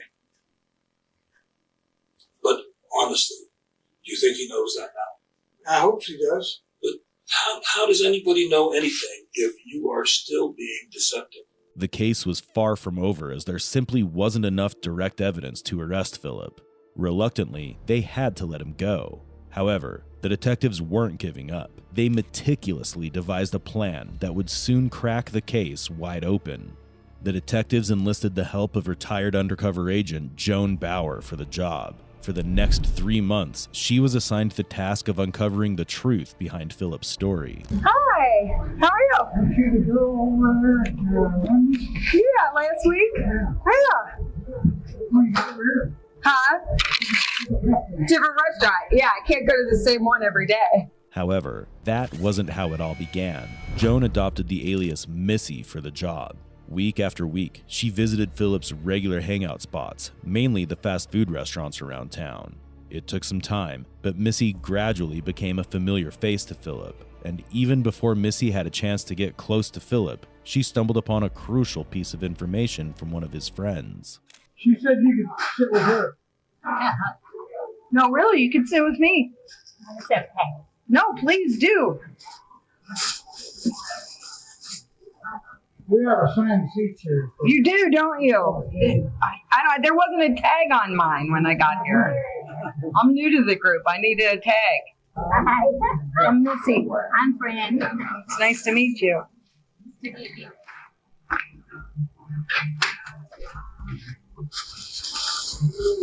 You smell good. Oh, do I? Yeah. I can't even smell it. Well, you smell good. Oscar. Is it? Oh, it smells good. You guys want? Yeah, have a good one. You too.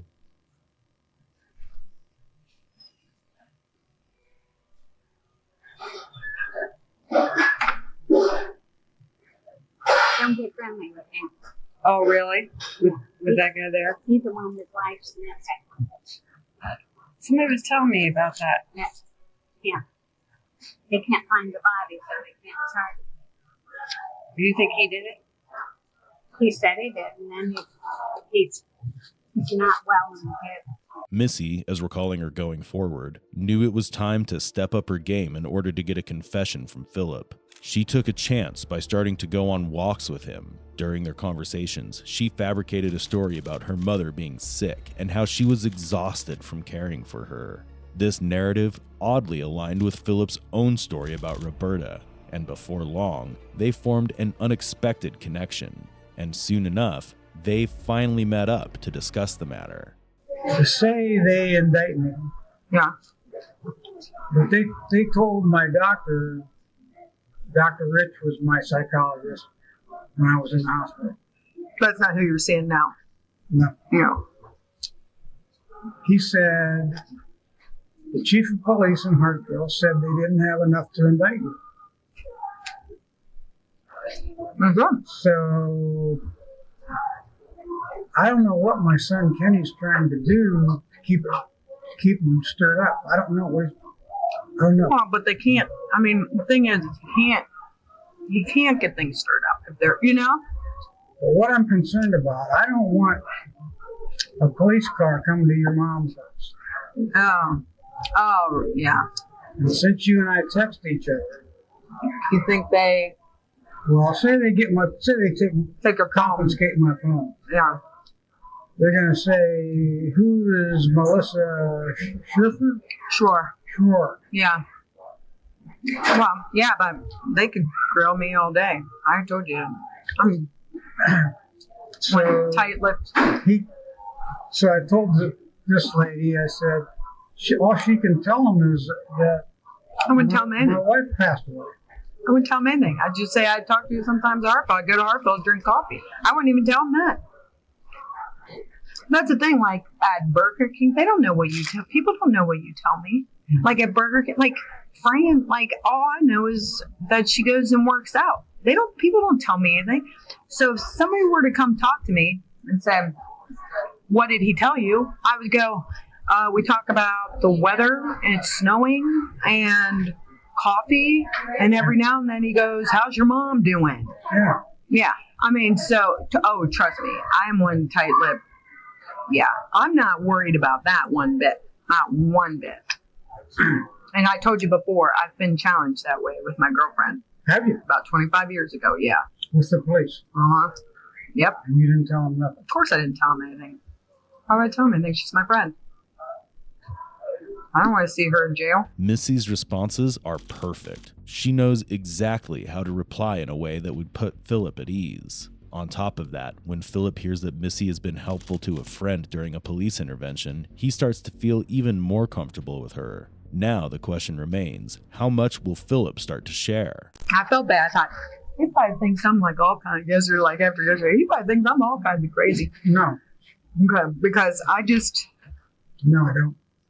That's just sort of how I roll. That's why, and I didn't mean it mean when I go, oh, I think you did it. I just think you did it because I think we're a lot alike, and I know that I would do it. I'm intrigued. I'm very intrigued. It's interesting. Because I would do it. I am. But if you need someone to, I mean, you don't ever have to tell me. But if you need somebody to know, which was how it was with my girlfriend. And she, every now and then, not very often, her and I would meet, and she would like, hey, I got to talk about, and she would get it off her chest because she trusts me. And, I could be that person for you. I want you to know that. But come on, tell me. Tell you what? I don't know. I can't tell you anything else. I thought you were going to tell me. I was like, I'm thinking, how would I do it? What would I do? And I think we're a lot alike. I think we think alike. So I'm thinking so I was thinking about it last night. I actually fell asleep thinking about it. And I was thinking about it last night. I even dreamt about it because it was like, how would I do it? And I don't think I'd have her in the truck that long. That's the thing. But it was 0. No, not 0, but 10 degrees. It was cold. Yeah. But so what if you got pulled over or something? I didn't care. Yeah. I was in shock. Right. I get that. I mean, and what are they going to find? But however, though, you're very smart. You are very, very, very smart. That's what, And you fooled him. Philip is receiving compliment after compliment, boosting his ego in ways that almost makes him feel like a teacher, and Missy, his eager student seeking guidance. In his mind, he's growing more confident, but little does he know, Missy has crafted this all so that he may incriminate himself. Philip is stepping right into her trap without even realizing it. Which is intriguing. I get it. When you said she got mean, and I think she got mean, and you just snapped. And I'm not sure how you did it, but I'm intrigued about that. I think you just snapped, and I think you're very smart. I think you're very, very smart. And you're like, okay, this is how I can, and you got away with it. Like, that is what's cool. I mean, I don't know how much effort it takes to do that. Not much. It doesn't? 2 minutes. 2 minutes can get kind of long. I was going to say, is that, like, will she be fighting? Maybe. And yelling? No, she couldn't yell because she'll face down in the car. I could totally do it. Well, did you do it well enough that they're not going to find something? That's what I'm trying to help you with. You know what I mean? Because you know I get you. Philip is having the time of his life. He's so proud of himself at this point, he might even consider sharing his bank account with her. But behind all the praise and the word smart lies a sarcastic fool, and Philip has no idea he's walking right into the carefully laid trap. So did you do it well enough that they're not going to find something? Or are you worried they're going to find something? No, I'm not going to find something. Are you sure? No foul play. Are you? No, I mean, are you? I mean, did you do it well enough? No. Me. See, that's why you're probably stressing, because it's a maybe. Because if it were a yes, there's no way they're going to find it. Then you would probably be, a lot more comfortable. There's no way I can know. Nice. Just isn't any way I can know. I could give you a scenario. Yes, give me a scenario. Right, and that's just, I'm with you. Don't forget about the Tennessee rig. Okay. I can give you a scenario. Okay. I asked a guy who picks up dumpsters behind, like Wendy's, Burger King. Yeah. So what do you do with that trash? Yeah. He said, take it to the dump. Yeah. I said, what do you do with the neighborhood trash? He says, I take it and they sort through it. You mean like the neighborhood trash that you put up by the road? Yeah. I'm not real smart. So, you put her in the dumpster.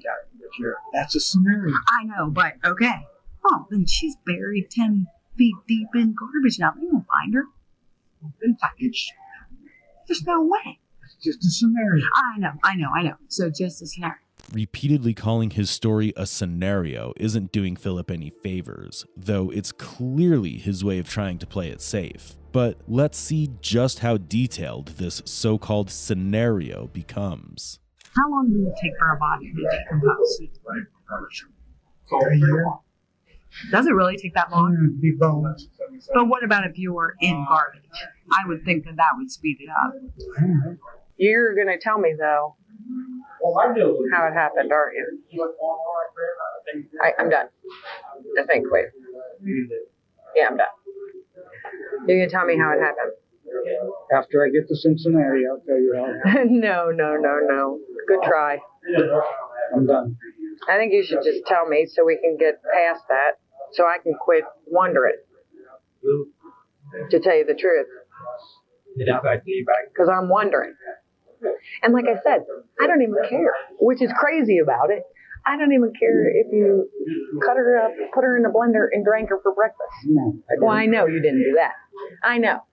So, but it's sort of like, I'm like, okay, I'll be laying there like, okay, did he use it right? Did he, like, how? No. I know, but I want to know. And it's like, why? I don't know why. I just do. Say she wasn't breathing. This is a scenario. What? and I'll put you get a plastic bag from some grocery stores don't have paper, they give you a plastic bag. Like Giant Eagle, the blue ones? Yeah. Or, yeah. Like that thin? No, that's pretty thin. Okay. Yeah. Say her tongue was stuck. If you put a bag, say this just a scenario. Right. Over her face. Yeah. And tied it around her neck. Right. It's just a scenario. Right. She wasn't breathing anyway, possibly. But I didn't try to help her because she didn't want me to. Right. So, but aren't those too thin? You know? Yeah. But okay, so how long does it take? Does it take a while? And if I did that to would that be better to do it like that to my mom or with the pillow? If I were to do that. If you were to do that. Yeah. Do the pillow. But say you have to tie the bag around her neck. Yeah. And it might be a month on her neck.